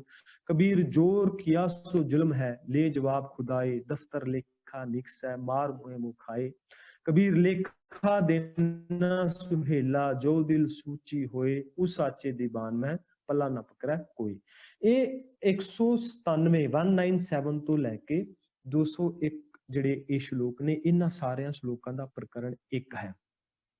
ਔਰ ਇਹ ਪ੍ਰਕਰਨ ਜਿਹੜਾ ਹੈ, ਇਹ ਕਬੀਰ ਸਾਹਿਬ ਜੀ, ਇਹਦਾ ਮਤਲਬ ਇਹ ਨਹੀਂ ਕਿ ਕਬੀਰ ਸਾਹਿਬ ਜੀ ਆਪ ਹਜ ਵਾਸਤੇ ਗਏ ਸੀਗੇ, ਜਾਂ ਆਪ ਇਹ ਇਸਲਾਮ ਮਤ ਦੇ ਧਾਰਨੀ ਸੀਗੇ। ਕਬੀਰ ਸਾਹਿਬ ਜੀ ਇਸਲਾਮ ਮਤ ਦੇ ਧਾਰਨੀ ਨਹੀਂ ਸੀ। ਬਹੁਤ ਸਾਰੇ ਜਿਹੜੇ ਸਾਡੇ ਹਿਸਟੋਰੀਅਨਸ ਨੇ ਉਹ ਦੱਸਦੇ ਨੇ ਕਿ ਉਹ ਇਸਲਾਮ ਮਤ ਦੇ ਧਾਰਨੀ ਨਹੀਂ ਸੀ। ਜਿਵੇਂ ਸਮਝਾਉਣ ਦੇ ਵਾਸਤੇ, ਜਿਵੇਂ ਗੁਰੂ ਸਾਹਿਬ ਜੀ, ਗੁਰੂ ਅਰਜਨ ਦੇਵ ਮਹਾਰਾਜ ਜੀ ਸਮਝਾਉਂਦੇ ਨੇ ਨਾ, ਪਾਠ ਪੜਿਓ ਅਰ ਵੇਦ ਵਿਚਾਰਿਓ, ਨਿਵਲ ਪੁਅੰਗਮ ਸਾਧੇ, ਪੰਚ ਜਨਾ ਸੋ ਸੰਗਨਾ ਛੁਟਕਿਓ, ਅਧਿਕ ਅਹੰਗ ਬਾਂਧੇ, ਪਿਆਰੇ ਇਨ ਬਿਦ ਮਿਲ ਨ ਜਾਈ, ਮੈਂ ਕੀਏ ਕਰਮ ਅਨੇਕਾ, ਹਾਰ ਪਰੇ ਸੁਆਮੀ ਕੇ ਦੁਆਰਾ ਦੀਜੈ ਬੁੱਧ ਵਿਵੇਕਾ।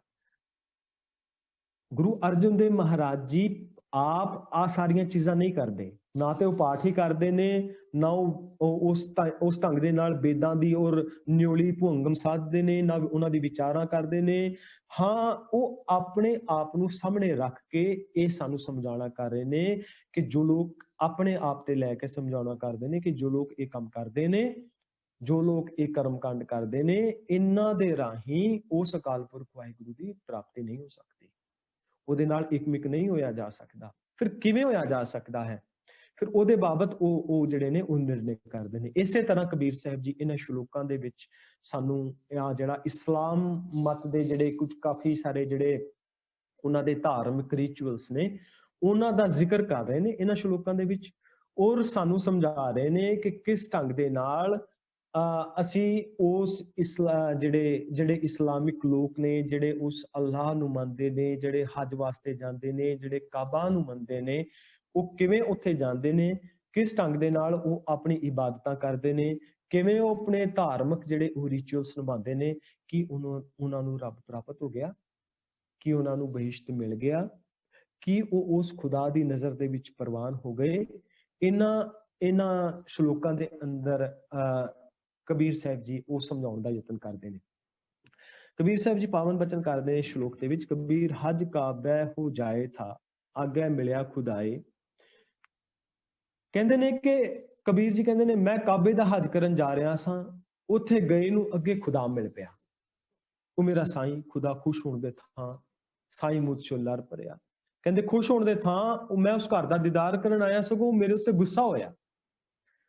ਹੁਣ ਦੇਖੋ ਕਿ ਖੁਦਾ ਦੇ ਦੀਦਾਰ ਕਰਨ ਵਾਸਤੇ ਕੋਈ ਜਾ ਰਿਹਾ ਹੈ, ਤੇ ਇੱਕ ਸਾਨੂੰ ਕਬੀਰ ਸਾਹਿਬ ਜੀ ਸਮਝਾਉਣਾ ਕਰਦੇ ਨੇ, ਕਹਿੰਦੇ ਨੇ ਅੱਗੇ ਜਾ ਕੇ ਖੁਦਾ ਤੇ ਕਹਿੰਦੇ ਵੀ ਉਹਨੇ ਖੁਸ਼ ਹੋਣ ਦੀ ਥਾਂ ਉਹ ਤੇ ਲੜ ਪਿਆ ਮੇਰੇ ਨਾਲ, ਉਹ ਤੇ ਗੁੱਸਾ ਹੋ ਗਿਆ, ਉਹ ਤੇ ਉਸਨੇ ਤੇ ਨਾਰਾਜ਼ਗੀ ਪ੍ਰਗਟ ਕੀਤੀ। ਤੇ ਨਾਰਾਜ਼ਗੀ ਕੈਸੀ ਪ੍ਰਗਟ ਕੀਤੀ? ਕਹਿੰਦੇ ਨੇ ਵੀ ਮੈਂ ਤਾਂ ਤੈਨੂੰ ਇਹ ਹੁਕਮ ਹੀ ਨਹੀਂ ਸੀ ਕੀਤਾ, ਤੁਸੀਂ ਕਿਨ ਫਰਮਾਈ ਗਾਏ। ਜਿਹੜੇ ਪ੍ਰੋਫੈਸਰ ਸਾਹਿਬ ਸਿੰਘ ਜੀ ਇਹਦੇ ਅਰਥ ਕਰਦੇ ਨੇ ਕਿ ਮੈਂ ਤਾਂ ਇਹ ਹੁਕਮ ਨਹੀਂ ਕੀਤਾ ਕਿ ਤੂੰ ਮੇਰੇ ਨਾਂ ਤੇ ਤੂੰ ਗਾਂ ਆਦਿਕ ਦੀ ਕੁਰਬਾਨੀ ਦੇ ਤੇ ਮੈਂ ਤੇਰੇ ਗੁਨਾਹ ਬਖਸ਼ ਦਿਆਂਗਾ। ਇੱਥੇ ਵੱਖਰੇ ਵੱਖਰੇ ਜਿਹੜੇ ਵਿਚਾਰ ਨੇ, ਕਈਆਂ ਨੇ ਤੁਝ ਕਿਨ ਫਰਮਾਈ ਗਾਏ ਇਹਨੂੰ ਇਸ ਢੰਗ ਦੇ ਨਾਲ ਵੀ ਕਿਹਾ ਵੀ ਤੂੰ ਕਿਉਂ ਗਾਂਦਾ ਫਿਰਦਾ ਹੈ, ਵੀ ਕਿਉਂ ਭਟਕਦਾ ਫਿਰਦਾ ਹੈ। ਪਰ ਪ੍ਰੋਫੈਸਰ ਸਾਹਿਬ ਸਿੰਘ ਜੀ ਜਿਹੜੇ ਵਿਆਕਰਨਿਕ ਨਿਯਮਾਂ ਦੇ ਮੁਤਾਬਕ ਇੱਥੇ ਅਰਥ ਕਰ ਰਹੇ ਨੇ, ਉਹ ਕਹਿੰਦੇ ਨੇ ਵੀ ਤੁਝ ਕਿਨ ਫਰਮਾਈ ਗਾਏ, ਵੀ ਤੈਨੂੰ ਕਿਹਨੇ ਕਿਹਾ ਸੀ ਕਿ ਤੂੰ ਕੁਰਬਾਨੀਆਂ ਕਰੇ, ਧਰਮ ਦੇ ਨਾਮ ਦੇ ਉੱਤੇ ਬਲੀ ਦੇਵੇ, ਤੂੰ ਧਾਰਮਿਕ ਯਾਤਰਾਵਾਂ ਕਰੇ। ਮੈਂ ਕਿਸੇ ਇੱਕ ਪਰਟੀਕੂਲਰ ਥਾਂ ਦੇ ਉੱਤੇ ਨਹੀਂ ਰਹਿੰਦਾ, ਮੈਂ ਕਿਸੇ ਇੱਕ ਥਾਂ ਦੇ ਉੱਤੇ ਨਹੀਂ ਵਸਦਾ, ਕਿਉਂਕਿ ਇਸਲਾਮਿਕ ਮਤ ਦਾ ਜਿਹੜਾ ਇੱਕ ਸੋਚ ਹੈ, ਇੱਕ ਨਿਰਣਾ ਹੈ, ਜਿਹਨੂੰ ਖੁਦਾ ਦਾ ਘਰ ਕਿਹਾ ਜਾਂਦਾ ਹੈ, ਮੱਕਾ ਤੇ ਕਾਬਾ ਨੂੰ। ਅੱਜ ਤੋਂ 4000 ਸਾਲ ਪਹਿਲਾਂ ਉੱਥੇ ਕੁਝ ਵੀ ਨਹੀਂ ਸੀਗਾ, ਪਰ ਜੋ ਉਹਦੀ ਬੜੀ ਲੰਮੀ ਕਹਾਣੀ ਅਸੀਂ ਆਉਣ ਵਾਲੀ ਕਲਾਸ ਦੇ ਵਿੱਚ ਵਿਚਾਰ ਵੀ ਲਵਾਂਗੇ ਕਿ ਕਿਵੇਂ ਆ ਸਾਰਾ ਕੁਝ ਹੋਇਆ, ਕਿਵੇਂ ਉੱਥੇ ਜਿਹੜੇ ਨੇ ਉਹ ਸਾਰਾ ਜਿਹੜਾ ਉਹ ਧਰਤੀ ਜਿਹੜੀ ਹੈ ਉਹ ਕਿਸ ਰੂਪ ਦੇ ਅੰਦਰ ਉਹ ਤਿਆਰ ਕੀਤੀ ਗਈ, ਔਰ ਕਿਵੇਂ ਉਹ ਮੁਹੰਮਦ ਸਾਹਿਬ ਨੇ ਉਸ ਥਾਂ ਦੇ ਉੱਤੇ ਉਹ ਜਿਹੜੇ ਮੂਰਤਾਂ ਪਈਆਂ ਸਨ ਉਹਨਾਂ ਨੂੰ ਤੋੜ ਦਿੱਤਾ, ਔਰ ਤੋੜ ਕੇ ਉਸ ਥਾਂ ਦੇ ਉੱਤੇ ਇੱਕ ਸੰਦੇਸ਼ ਦਿੱਤਾ। ਤੇ ਫਿਰ ਅੱਜ ਉਸ ਥਾਂ ਦੇ ਉੱਤੇ ਹਰ ਇੱਕ ਮੁਸਲਮਾਨ ਜਿਹੜਾ ਆਪਣੀ ਸਾਰੀ ਉਮਰ ਵਾਸਤੇ, ਭਾਵੇਂ ਅਮੀਰ ਹੋਵੇ ਔਰ ਉਹ ਭਾਵੇਂ ਗਰੀਬ ਹੋਵੇ, ਉਹਦੇ ਮਨ ਦੀ ਇੱਕ ਮਨਸ਼ਾ ਹੁੰਦੀ ਹੈ। ਅਮੀਰ ਜਾਂਦਾ ਹੈ ਉੱਥੇ ਜਾ ਸਕਦਾ ਉੱਥੇ ਹਜ ਕਰਨ ਵਾਸਤੇ, ਪਰ ਇੱਕ ਗਰੀਬ ਵਾਸਤੇ ਵੀ ਜਿਹੜਾ ਕਿ ਯਾਤਰਾ ਨਹੀਂ ਕਰ ਸਕਦਾ, ਵੱਡੀ ਵੱਡੀਆਂ ਸੁਸਾਇਟੀਜ਼ ਬਣੀਆਂ ਨੇ, ਔਰ ਜੇ ਕੋਈ ਧਨਾੜ ਬੰਦਾ ਹੈ, ਜੇ ਕੋਈ ਆਰਥਿਕ ਤੌਰ ਤੇ ਮਜ਼ਬੂਤ ਹੈ ਕੋਈ, ਉਹ ਇਹ ਸੋਚਦਾ ਹੈ ਕਿ ਜੇ ਕੋਈ ਗਰੀਬ ਮੁਸਲਮਾਨ ਦੇ ਵਾਸਤੇ ਮੈਂ ਉਹਦੀ ਯਾਤਰਾ ਦਾ ਇੰਤਜ਼ਾਮ ਕਰ ਦੇਵਾਂ ਤੇ ਮੇਰੇ ਵਾਸਤੇ ਇੱਕ ਸਵਾਬ ਦਾ ਕੰਮ ਹੋਏਗਾ, ਪੁੰਨ ਦਾ ਕੰਮ ਹੋਏਗਾ ਕਿਸੇ ਨੂੰ ਹਜ ਕਰਵਾਉਣਾ। ਔਰ ਇੱਥੇ ਤੱਕ ਕਿ ਕੁਝ ਇਹਨਾਂ ਦੇ ਨਿਯਮ ਵੀ ਨੇ, ਟੁਕ ਮਾਤਰ ਮੈਂ ਇਹਨਾਂ ਨਿਯਮਾਂ ਦਾ ਜ਼ਿਕਰ ਕਰ ਦੇਣਾ, ਕਿਉਂਕਿ ਗੁਰੂ ਨਾਨਕ ਸਾਹਿਬ ਜੀ ਵੀ ਉਸ ਥਾਂ ਦੇ ਉੱਤੇ ਗਏ ਸਨ, ਮੱਕੇ ਦੀ ਯਾਤਰਾਵਾਂ ਦਾ ਉਹਨਾਂ ਦਾ ਜ਼ਿਕਰ ਹੁੰਦਾ ਹੈ। कि उत्थे जाके कुछ ये जिहड़े उस स्थान ते जांदे ने, कुछ भैड़ी सोच नहीं रखनी, कुछ नियम ने इन्हां दे उत्थे जाके, पैर दे अंगूठे तो लैके सिर दे केश जिहड़े ने उन्हां दा कतल नहीं करना। इस तो बाद ਜਿਹੜੇ ਉੱਥੇ ਜਾ ਕੇ ਕਿਸੇ ਦਾ ਚੋਰੀ ਨਹੀਂ ਕਰਨੀ, ਕਿਸੇ ਦਾ ਬੁਰਾ ਨਹੀਂ ਕਰਨਾ, ਬਹੁਤ ਸਾਰੇ ਪੁੰਨ ਦੇ ਕੰਮ ਕਰਨੇ ਨੇ, ਬਹੁਤ ਸਾਰੇ ਨਿਯਮ ਬਣਾਏ ਹੋਏ ਨੇ ਕਿ ਉਹ ਧਾਰਮਿਕ ਯਾਤਰਾ ਕਰਨੀ ਹੈ। ਔਰ ਆਪਣੀ ਉਮਰ ਦੇ ਵਿੱਚ ਇੱਕ ਵਾਰੀ ਜਿਸਨੇ ਉਹ ਯਾਤਰਾ ਕਰ ਲਈ, ਫਿਰ ਉਹ ਖੁਦਾ ਦੇ ਉਸ ਦਰਸ਼ਨ ਦੀਦਾਰੇ ਪਾ ਲੈਂਦਾ ਹੈ ਔਰ ਉਸ ਨੂੰ ਵਿਸਥਾ ਮਿਲਦੀ ਹੈ। ਪਰ ਕਬੀਰ ਸਾਹਿਬ ਜੀ ਕੁਝ ਵੱਖਰਾ ਸੋਚ ਰੱਖਦੇ ਨੇ। ਉਹਨਾਂ ਨੂੰ ਕਿਸੇ ਨੇ ਪੁੱਛਿਆ ਵੀ ਰੱਬ ਰਹਿੰਦਾ ਕਿੱਥੇ ਹੈ? ਜੇ ਤੁਸੀਂ ਕਹਿੰਦੇ ਹੋ ਚਲੋ ਹਜ ਕਰਨ ਨਹੀਂ ਜਾਣਾ ਚਾਹੀਦਾ, ਚਲੋ ਤੁਹਾਡੇ ਮੁਤਾਬਕ ਮੰਨ ਲਈਏ ਵੀ ਤੁਸੀਂ ਬਨਾਰਸ ਵਿੱਚ ਰਹਿੰਦੇ ਹੋ, 68 ਤੀਰਥਾਂ ਦਾ ਦੇਸ਼ ਹੈ ਔਰ ਇੱਥੇ ਮੰਨਿਆ ਜਾਂਦਾ ਹੈ ਕਿ ਦੱਖਣ ਦੇ ਵਿੱਚ ਰੱਬ ਦਾ ਵਾਸਾ ਹੈ, ਕਿਉਂਕਿ ਜਿਹੜੇ ਰਿਚੁਅਲਸ ਜਿਹੜੇ ਸਨਾਤਨੀ ਵੀਰ ਹਿੰਦੂ ਵੀਰ ਨਿਭਾਉਂਦੇ ਨੇ ਉਹ ਦੱਖਣ ਵੱਲ ਮੂੰਹ ਕਰਕੇ ਨਿਭਾਉਂਦੇ ਨੇ। ਮੰਦਰਾਂ ਦੇ ਜਿਹੜੇ ਮੂੰਹ ਨੇ ਜਿਸ ਰੂਪ ਦੇ ਅੰਦਰ, ਉਹ ਦੱਖਣ ਵਾਲੇ ਪਾਸੇ ਕਰਕੇ ਰੱਖੇ ਜਾਂਦੇ ਨੇ ਕਿ ਦੱਖਣ ਵਾਲੇ ਪਾਸਾ ਜਿਹੜਾ ਹੈ ਇਸਨੂੰ ਪਵਿੱਤਰ ਮੰਨਿਆ ਜਾਂਦਾ ਹੈ। ਔਰ ਜਿਹੜੇ ਮੁਸਲਮਾਨ ਵੀਰ ਨੇ ਇੱਥੋਂ ਪੱਛਮ ਵਾਲੇ ਪਾਸੇ, ਇੰਡੀਆ ਤੋਂ ਜਦੋਂ ਅਸੀਂ ਦੇਖਦੇ ਹਾਂ ਪੱਛਮ ਵਾਲੇ ਪਾਸੇ ਮੂੰਹ ਕਰਕੇ ਰਿਚੁਅਲਸ ਮਨਾਉਂਦੇ ਨੇ। ਤੇ ਕਬੀਰ ਸਾਹਿਬ ਜੀ ਨੂੰ ਕਿਸੇ ਨੇ ਪੁੱਛਿਆ ਵੀ ਮੰਨ ਲਿਆ ਵੀ ਪੱਛਮ ਵਾਲੇ ਪਾਸੇ ਤੇ ਨਹੀਂ ਰਹਿੰਦੇ, ਕੀ ਦੱਖਣ ਵਾਲੇ ਪਾਸੇ ਰਹਿੰਦੇ ਨੇ? ਤੇ ਕਬੀਰ ਸਾਹਿਬ ਜੀ ਨੇ ਜਵਾਬ ਦਿੱਤਾ, ਨਹੀਂ ਐਸੀ ਕੋਈ ਬਾਤ ਨਹੀਂ। ਦੱਖਣ ਦੇਸ਼ ਹਰੀ ਕਾ ਵਾਸਾ, पश्चिम अल्लाह मुकामा, दिल में खोज दिलै दिल खोजो यही ठौर मुकामा। ना ते ਉਹ ਦੱਖਣ ਵਿੱਚ ਵਸਦਾ ਹੈ ਤੇ ਨਾ ਹੀ ਉਹ ਪੱਛਮ ਵਿੱਚ ਵਸਦਾ ਹੈ। ਉਹ ਵਸਦਾ ਕਿੱਥੇ ਹੈ? ਉਹ ਵਸਦਾ ਹੈ ਦਿਲ ਦੇ ਵਿੱਚ। ਦਿਲ ਮੈਂ ਖੋਜ ਦਿलै ਦਿਲ ਖੋਜੋ ਇਹੀ ਠੌਰ ਮੁਕਾਮਾ। ਉਹ ਤੇ ਬੰਦੇ ਦੇ ਅੰਦਰ ਵਸਦਾ ਹੈ, ਉਹ ਸਾਰਿਆਂ ਦੇ ਅੰਦਰ ਵਸਦਾ ਹੈ, ਉਹ ਮਨੁੱਖ ਮਾਤਰ ਦੇ ਅੰਦਰ ਵਸਦਾ ਹੈ। ਇਸ ਕਰਕੇ ਕਿਤੇ ਜਾਣ ਦੀ ਲੋੜ ਨਹੀਂ। ਤੇ ਭਗਤ ਕਬੀਰ ਸਾਹਿਬ ਜੀ ਦੇ ਜਿਹੜੇ ਉਸਤਾਦ ਮੰਨੇ ਜਾਂਦੇ ਨੇ, ਜਿੱਥੋਂ ਭਗਤ ਰਾਮਾਨੰਦ ਜੀ ਦੀ ਬਾਤ ਹੁੰਦੀ ਹੈ, ਬਾਣੀ ਦੇ ਅੰਦਰ ਉਹਨਾਂ ਦਾ ਜ਼ਿਕਰ ਵੀ ਹੁੰਦਾ ਹੈ, ਬ੍ਰਾਹਮਣ ਸੀਗੇ ਜ਼ਾਤ ਤੋਂ। ਤੇ ਉਹਨਾਂ ਨੂੰ ਕਿਸੇ ਨੇ ਪੁੱਛਿਆ ਵੀ ਤੁਸੀਂ ਰੱਬ ਨੂੰ ਪ੍ਰਾਪਤ ਕਰਨਾ ਚਾਹੁੰਦੇ ਹੋ, ਘਰ ਤੋਂ ਬਾਹਰ ਤੁਸੀਂ ਮੰਦਿਰ ਤੱਕ ਤੇ ਕਦੇ ਗਏ ਨਹੀਂ, ਨਾ ਤੁਸੀਂ ਕਿਸੇ 68 ਤੀਰਥਾਂ ਦੀ ਯਾਤਰਾਵਾਂ ਕੀਤੀਆਂ, ਕਿਉਂਕਿ ਸਨਾਤਨੀ ਵੀਰ ਵੀ ਰੱਬ ਨੂੰ ਪਾਉਣ ਵਾਸਤੇ ਇੱਕ ਧਾਰਮਿਕ ਯਾਤਰਾਵਾਂ ਜਿਹੜੀਆਂ ਨੇ ਇਸ ਨੂੰ ਪੁੰਨ ਦਾ ਕੰਮ ਮੰਨਦੇ ਨੇ ਕਿ ਜਿਹੜਾ 68 ਤੀਰਥਾਂ ਦੇ ਦਰਸ਼ਨ ਕਰੇਗਾ ਸਵਰਗ ਦੀ ਪ੍ਰਾਪਤੀ ਹੋਵੇਗੀ ਉਸਨੂੰ। ਇਸ ਕਰਕੇ ਆਪਣੇ ਮਾਪਿਆਂ ਨੂੰ ਵੀ 68 ਤੀਰਥਾਂ ਦੇ ਦਰਸ਼ਨ ਕਰਾਉਣ ਦੀਆਂ ਬਹੁਤ ਸਾਰੀਆਂ ਕਥਾਵਾਂ ਪ੍ਰਚਲਿਤ ਨੇ, ਤੁਸੀਂ ਉਹ ਸਾਰੀਆਂ ਕਥਾਵਾਂ ਸੁਣੀਆਂ ਵੀ ਹੋਣਗੀਆਂ। ਤੇ ਭਗਤ ਰਾਮਾਨੰਦ ਜੀ ਨੂੰ ਪੁੱਛਿਆ ਵੀ ਤੁਸੀਂ ਤੇ ਮੰਦਿਰ ਵੀ ਨਹੀਂ ਜਾਂਦੇ, ਹੁਣ ਜੀਵਨ ਦੇ ਵਿੱਚ ਰੱਬ ਕਿਵੇਂ ਮਿਲੇਗਾ ਤੁਹਾਨੂੰ, ਉਸ ਪ੍ਰਭੂ ਦੇ ਦਰਸ਼ਨ ਕਿਵੇਂ ਹੋਣਗੇ? ਤੇ ਉਹਨਾਂ ਨੇ ਜਵਾਬ ਦਿੱਤਾ ਵੀ ਕੱਤ ਜਾਈਏ ਰੇ ਘਰ ਲਾਗੋ ਰੰਗ, ਮੈਨੂੰ ਕਿਤੇ ਜਾਣ ਦੀ ਲੋੜ ਨਹੀਂ, ਕਿਸੇ ਯਾਤਰਾ ਕਰਨ ਦੀ ਲੋੜ ਨਹੀਂ। ਕੱਤ ਜਾਈਏ ਰੇ ਘਰ ਲਾਗੋ ਰੰਗ, ਮੇਰਾ ਚਿੱਤ ਨਾ ਚਲੇ ਮਨ ਭਇਓ ਪੰਗ। ਕਹਿੰਦੇ ਨੇ ਹੁਣ ਮੇਰਾ ਚਿੱਤ ਚੱਲਦਾ ਨਹੀਂ ਭੈੜੇ ਵਾਲੇ ਪਾਸੇ, ਮਨ ਪਿੰਗਲਾ ਹੋ ਗਿਆ ਭੈੜੇ ਵਾਲੇ ਪਾਸੇ। एक दिवस मन भई उमंग, कस चंदन चोआ बहुत सुगंध, पूजन चाली ब्रह्म ठाए, सो ब्रह्म बतायो गुर मन ही माए। कहते ने एक दिन मेरे अंदर भी उमंग आई कि मैं ठाकुर द्वारे जावां, कि उत्थे जाके चंदन घिसां, उत्थे जाके सारे कर्म कांड करां, ताकि मैं रब दी आरती उतार सकां, रब दे दर्शन कर सकां। कहते ने पूजन चाली ब्रह्म ठाए, सो ब्रह्म बतायो गुरु मन ही माए। पर ਉਹ ਬ੍ਰਹਮ ਮੇਰੇ ਗੁਰੂ ਨੇ ਮੈਨੂੰ ਮੇਰੇ ਮਨ ਦੇ ਵਿੱਚ ਹੀ ਦੱਸ ਦਿੱਤਾ ਹੈ, ਰੱਬ ਕਿੱਥੇ ਵਸਦਾ ਹੈ, ਮਨ ਵਿੱਚ ਵਸਦਾ ਹੈ। ਇਸ ਕਰਕੇ ਕੋਈ ਧਾਰਮਿਕ ਯਾਤਰਾ ਜਿਹੜੀ ਹੈ ਉਹ ਕਰਨ ਦੇ ਨਾਲ ਕਦੇ ਵੀ ਰੱਬ ਦੀ ਪ੍ਰਾਪਤੀ ਨਹੀਂ ਹੁੰਦੀ। ਇਸੇ ਕਰਕੇ ਅਸੀਂ ਜਦੋਂ ਆਪਣੇ ਧਾਰਮਿਕ ਸਥਾਨਾਂ ਤੇ ਯਾਤਰਾਵਾਂ ਕਰਦੇ ਹਾਂ ਤੇ ਅਸੀਂ ਆਪਣੇ ਇਤਿਹਾਸ ਨਾਲ ਜੁੜ ਰਹੇ ਹੁੰਦੇ ਹਾਂ, ਨਾ ਕਿ ਉਹਨਾਂ ਧਾਰਮਿਕ ਸਥਾਨਾਂ ਤੇ ਜਾ ਕੇ ਕਿਤੇ ਸਾਨੂੰ ਰੱਬ ਦੀ ਪ੍ਰਾਪਤੀ ਹੋ ਜਾਵੇਗੀ। ਇਹ ਸਾਡਾ ਕਨਸੈਪਟ ਨਹੀਂ ਹੈ। ਇਸ ਕਰਕੇ ਸਾਨੂੰ ਕਿਹਾ ਵੀ ਤੀਰਥ ਨਾਵਣ ਜਾਓ, ਤੀਰਥ ਨਾਮ ਹੈ, ਤੀਰਥ ਸ਼ਬਦ ਵਿਚਾਰ ਅੰਤਰ ਗਿਆਨ ਹੈ। ਤੀਰਥ ਅਸਲ ਦੇ ਵਿੱਚ ਨਾਮ ਹੈ। ਔਰ ਇਹੀ ਸੋਚ ਭਗਤ ਕਬੀਰ ਸਾਹਿਬ ਜੀ ਇਹਨਾਂ ਸ਼ਲੋਕਾਂ ਦੇ ਅੰਦਰ ਸਾਨੂੰ ਦ੍ਰਿੜ ਕਰਾ ਰਹੇ ਨੇ। ਉਹ ਸਾਨੂੰ ਸਮਝਾ ਰਹੇ ਨੇ ਕਿ ਕਿਸੇ ਹਜ ਕਾਬੇ ਜਾ ਕੇ ਕੋਈ ਇਸਲਾਮ ਮਤ ਦਾ ਧਾਰਨੀ ਕਹਿੰਦੇ ਕਿ ਉੱਥੇ ਜਾ ਕੇ ਇਹ ਐਸਾ ਨਹੀਂ ਹੋ ਸਕਦਾ ਕਿ ਉੱਥੇ ਜਾ ਕੇ ਉਸਨੂੰ ਖੁਦਾ ਦੇ ਦਰਸ਼ਨ ਹੋ ਜਾਣ, ਕਿਉਂਕਿ ਖੁਦਾ ਤੇ ਆਪ ਇਹ ਗੱਲ ਕਹਿ ਰਿਹਾ ਹੈ, ਸਾਈਂ ਮੁਝਸਿਓ ਲਰ ਪਰਿਆ ਤੁਝ ਕਿਨ ਫਰਮਾਈ ਗਾਏ। ਜਿੱਦਾਂ ਕਿ ਇਹਨਾਂ ਸ਼ਲੋਕਾਂ ਦੇ ਅੰਦਰ ਕਬੀਰ ਸਾਹਿਬ ਜੀ ਪਾਵਨ ਬਚਨ ਕਰਦੇ ਨੇ, ਕਬੀਰ ਹਜ ਕਾਬੈ ਹੋਏ ਗਿਆ ਕੀਤੀ ਬਾਰ ਕਬੀਰ, ਸਾਈਂ ਮੁੰਝ ਮੈਂ ਕਿਆ ਖਤਾ, ਸਾਈਂ तुझे किन फरमाई गाए। हुण ਇਹ ਜਿਹੜਾ ਅਸੀਂ 197 ਨੰਬਰ ਸ਼ਲੋਕ ਜਿਹੜਾ ਅਸੀਂ ਵਿਚਾਰਿਆ ਸੀਗਾ, ਇਹਦੇ ਵਿੱਚ ਕਬੀਰ ਸਾਹਿਬ ਜੀ ਕਹਿ ਰਹੇ ਸੀ, ਖਿਮਾ ਕਰਨਾ ਪਹਿਲਾ ਜਿਹੜਾ ਇਸ ਤੋਂ ਅਗਲੇਰਾ ਸ਼ਲੋਕ ਪੜਿਆ ਗਿਆ, ਕਬੀਰ ਸਾਹਿਬ ਕਹਿ ਰਹੇ ਸੀ, ਕਬੀਰ ਹਜ ਕਾਬੈ ਹੋ ਜਾਏ ਥਾ ਆਗੇ ਮਿਲਿਆ ਖੁਦਾਏ, ਸਾਈਂ ਮੁਝਸਿਓ ਲਰ ਪਰਿਆ ਤੁਝੇ ਕਿਨ ਫਰਮਾਈ ਗਾਏ।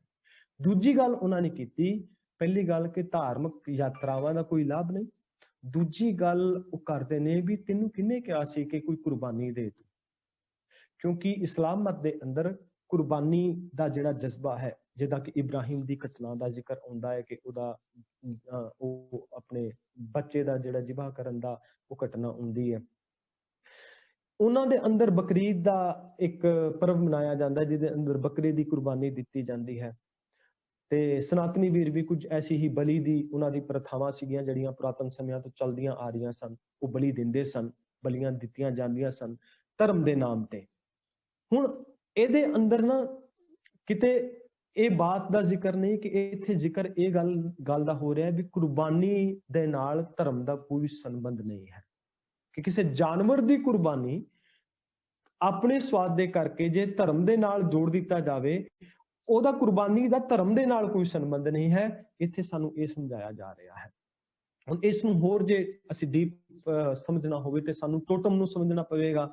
ਸਾਨੂੰ ਉਹ ਇਹ ਟੋਟਮ ਜਿਹੜਾ ਸ਼ੁਰੂ ਹੋਇਆ ਜਦੋਂ ਕਿ ਧਰਮ ਦਾ ਵਿਕਾਸ ਹੁੰਦਾ, ਜਿਵੇਂ ਦੁਰਖਾਇਮ ਦੱਸਦਾ ਵੀ ਜੰਗਲ ਦੇ ਵਿੱਚੋਂ ਕਿਵੇਂ ਧਰਮ ਨਿਕਲਿਆ, ਕਿ ਇੱਕ ਰੁੱਖ ਦੇ ਥੱਲੇ ਬੰਦਾ ਖੜਾ ਹੁੰਦਾ ਸੀ, ਉਸ ਰੁੱਖ ਦੇ ਥੱਲੇ ਉਹਨੂੰ ਕੋਈ ਆਪਣਾ ਮਿਲਿਆ, ਕੋਈ ਜਾਨਵਰ ਮਿਲਿਆ, ਜਾਂ ਕੋਈ ਰੁੱਖ ਬੜਾ ਚੰਗਾ ਲੱਗਾ ਜਾਂ ਕੋਈ ਜਾਨਵਰ ਬੜਾ ਚੰਗਾ ਲੱਗਾ, ਤੇ ਉਹ ਜਿਹੜੇ ਟੋਟਮ ਬਣਨੇ ਉਦੋਂ ਉਸਨੂੰ ਗਿਆਨ ਨਾ ਹੋਣ ਕਰਕੇ ਉਹ ਸ਼ੁਰੂ ਹੋ ਗਈ ਸੀ।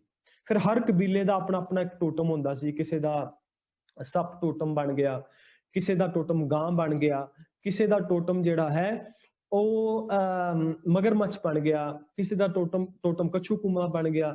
ਫਿਰ ਇਸੇ ਤਰ੍ਹਾਂ ਰੁੱਖਾਂ ਦੇ ਟੋਟਮ ਹੋ ਗਏ, ਕਿਸੇ ਦਾ ਟੋਟਮ ਕੋਈ ਰੁੱਖ ਬਣ ਗਿਆ। ਵੱਖਰੇ ਵੱਖਰੇ ਕਬੀਲਿਆਂ ਦਾ ਇਹ ਟੋਟਮਵਾਦ ਤੋਂ ਜਿਹੜੀ ਇਹ ਪਰਪਾਟੀ ਤੁਰਦੀ ਕਬੀਲਿਆਂ ਤੋਂ ਹੁੰਦੀ, ਜੰਗਲ ਦੇ ਵਿੱਚੋਂ ਬੰਦਾ ਨਿਕਲਿਆ, ਕਬੀਲਿਆਂ ਦੇ ਵਿੱਚ ਆਇਆ, ਫਿਰ ਕਬੀਲਿਆਂ ਵਿੱਚੋਂ ਹੁੰਦਾ ਇਹ ਸੋਚ ਜਿਹੜੀ ਧਰਮ ਦੇ ਅੰਦਰ ਜਦੋਂ ਕੁਝ ਬਦਲੇ ਗਏ ਨਾ ਰਿਚੁਅਲ ਸਾਰੇ ਦੇ ਸਾਰੇ, ਕੁਝ ਤਬਦੀਲੀਆਂ ਆਈਆਂ, ਪਰ ਕੁਝ ਹੱਦ ਤੱਕ ਉਹ ਚੀਜ਼ਾਂ ਐਜ਼ ਇਟ ਇਜ਼ ਰਹਿ ਗਈਆਂ, ਉਸ ਨੂੰ ਤਬਦੀਲ ਨਹੀਂ ਕਰ ਸਕੇ। ਔਰ ਉਹ ਅੱਜ ਵੀ ਅਸੀਂ ਉਸੇ ਰੂਪ ਦੇ ਅੰਦਰ ਦੇਖਦੇ ਹਾਂ ਜਿਹਨੂੰ ਤਬਦੀਲ ਨਹੀਂ ਕੀਤਾ ਜਾ ਸਕਿਆ। ਉਹ ਟੋਟਮ ਉਦੋਂ ਤੋਂ ਚੱਲੇ ਆ ਰਹੇ ਨੇ ਔਰ ਅੱਜ ਤੱਕ ਮੌਜੂਦ ਨੇ। ਇਸ ਟੋਟਮਵਾਦ ਨੂੰ ਤੋੜਿਆ ਸੀ ਕਬੀਰ ਸਾਹਿਬ ਜੀ ਨੇ। ਬੜੀ ਬਾਕਮਾਲ ਰਚਨਾ ਉਹਨਾਂ ਦੀ ਕਿ ਕਬੀਰ ਹਜ ਕਾਬੈ ਹੋ ਜਾਏ ਥਾ ਆਗੇ ਮਿਲਿਆ ਖੁਦਾਏ, ਸਾਈਂ ਮੁਝਸੋਂ ਲੜ ਪਰਿਆ ਤੁਝੇ ਕਿਨ ਫਰਮਾਈ ਗਾਏ। ਤੈਨੂੰ ਕਿਹਨੇ ਕਿਹਾ ਸੀ ਕਿ ਤੂੰ ਬਲੀ ਦੇ ਕੇ, ਕੁਰਬਾਨੀ ਦੇ ਕੇ, ਗਾਂ ਦੀ ਕੁਰਬਾਨੀ ਦੇ ਕੇ ਤੂੰ ਮੇਰੀ ਪ੍ਰਾਪਤੀ ਕਰ ਸਕਦਾ ਹੈ? ਇਹਦੇ ਨਾਲ ਮੇਰੀ ਪ੍ਰਾਪਤੀ ਨਹੀਂ ਹੁੰਦੀ। ਬਾਣੀ ਦੇ ਅੰਦਰ ਹੁੰਦਾ ਹੈ ਸਰਜਿਓ ਘੱਟ ਹੈ ਨਿਰਜਿਓ ਪੂਚਾ ਹੈ, ਅੰਤ ਚਲੇ ਗੋ ਪਾਰੀ। ਬਾਣੀ ਦੇ ਅੰਦਰ ਬੇਅੰਤ ਥਾਵਾਂ ਤੇ ਇਹ ਬਲੀ ਔਰ ਕੁਰਬਾਨੀ ਦੇ ਬਾਬਤ ਇਹਦਾ ਜ਼ਿਕਰ ਕੀਤਾ ਗਿਆ ਹੈ ਕਿ ਨਾ ਤੇ ਬਲੀ ਦੇਣ ਨਾਲ ਹੀ ਰੱਬ ਮਿਲਦਾ ਹੈ, ਨਾ ਕਿਸੇ ਪਸ਼ੂ ਦੀ ਕੁਰਬਾਨੀ ਦੇਣ ਨਾਲ ਰੱਬ ਮਿਲਦਾ ਹੈ। ਹੁਣ ਇਹਦਾ ਜਿਹੜਾ ਪ੍ਰਾਰੂਪ ਹੈ ਨਾ, ਤੁਸੀਂ ਦੇਖਿਆ ਵੀ ਹੋਵੇਗਾ, ਇਹਦੀ ਗੱਲ ਅਸੀਂ ਕਰਦੇ ਚੱਲੀਏ, ਥੋੜਾ ਜਿਹਾ ਪ੍ਰਕਰਨ ਤੋਂ ਹਟ ਕੇ ਹੈ ਭਾਵੇਂ, ਪਰ ਇਹਦੇ ਨਾਲ ਰਿਲੇਟ ਕਰਦਾ, ਇਸ ਕਰਕੇ ਮੈਂ ਇਹ ਗੱਲ ਕਰਨੀ ਚਾਹਾਂਗਾ। ਅੱਜ ਨਾਰੀਅਲ ਜਿਹੜਾ ਹੈ ਨਾ, ਨਾਰੀਅਲ ਯੂਜ਼ ਹੁੰਦਾ ਹੈ, ਤੇ ਨਾਰੀਅਲ ਨੂੰ ਵੀ ਉਸੇ ਢੰਗ ਦੇ ਨਾਲ ਯੂਜ਼ ਕੀਤਾ ਜਾਂਦਾ ਹੈ ਕਿ ਉਹਦਾ ਮੂੰਹ ਬਣਿਆ ਹੁੰਦਾ ਹੈ, ਉਹਦੇ ਅੰਦਰ ਪਾਣੀ ਹੁੰਦਾ, ਉਹਦਾ ਖੋਪੜ ਹੁੰਦਾ ਹੈ, ਉਹਨੂੰ ਉਸ ਢੰਗ ਦੇ ਨਾਲ ਭੰਨਿਆ ਜਾਂਦਾ ਹੈ।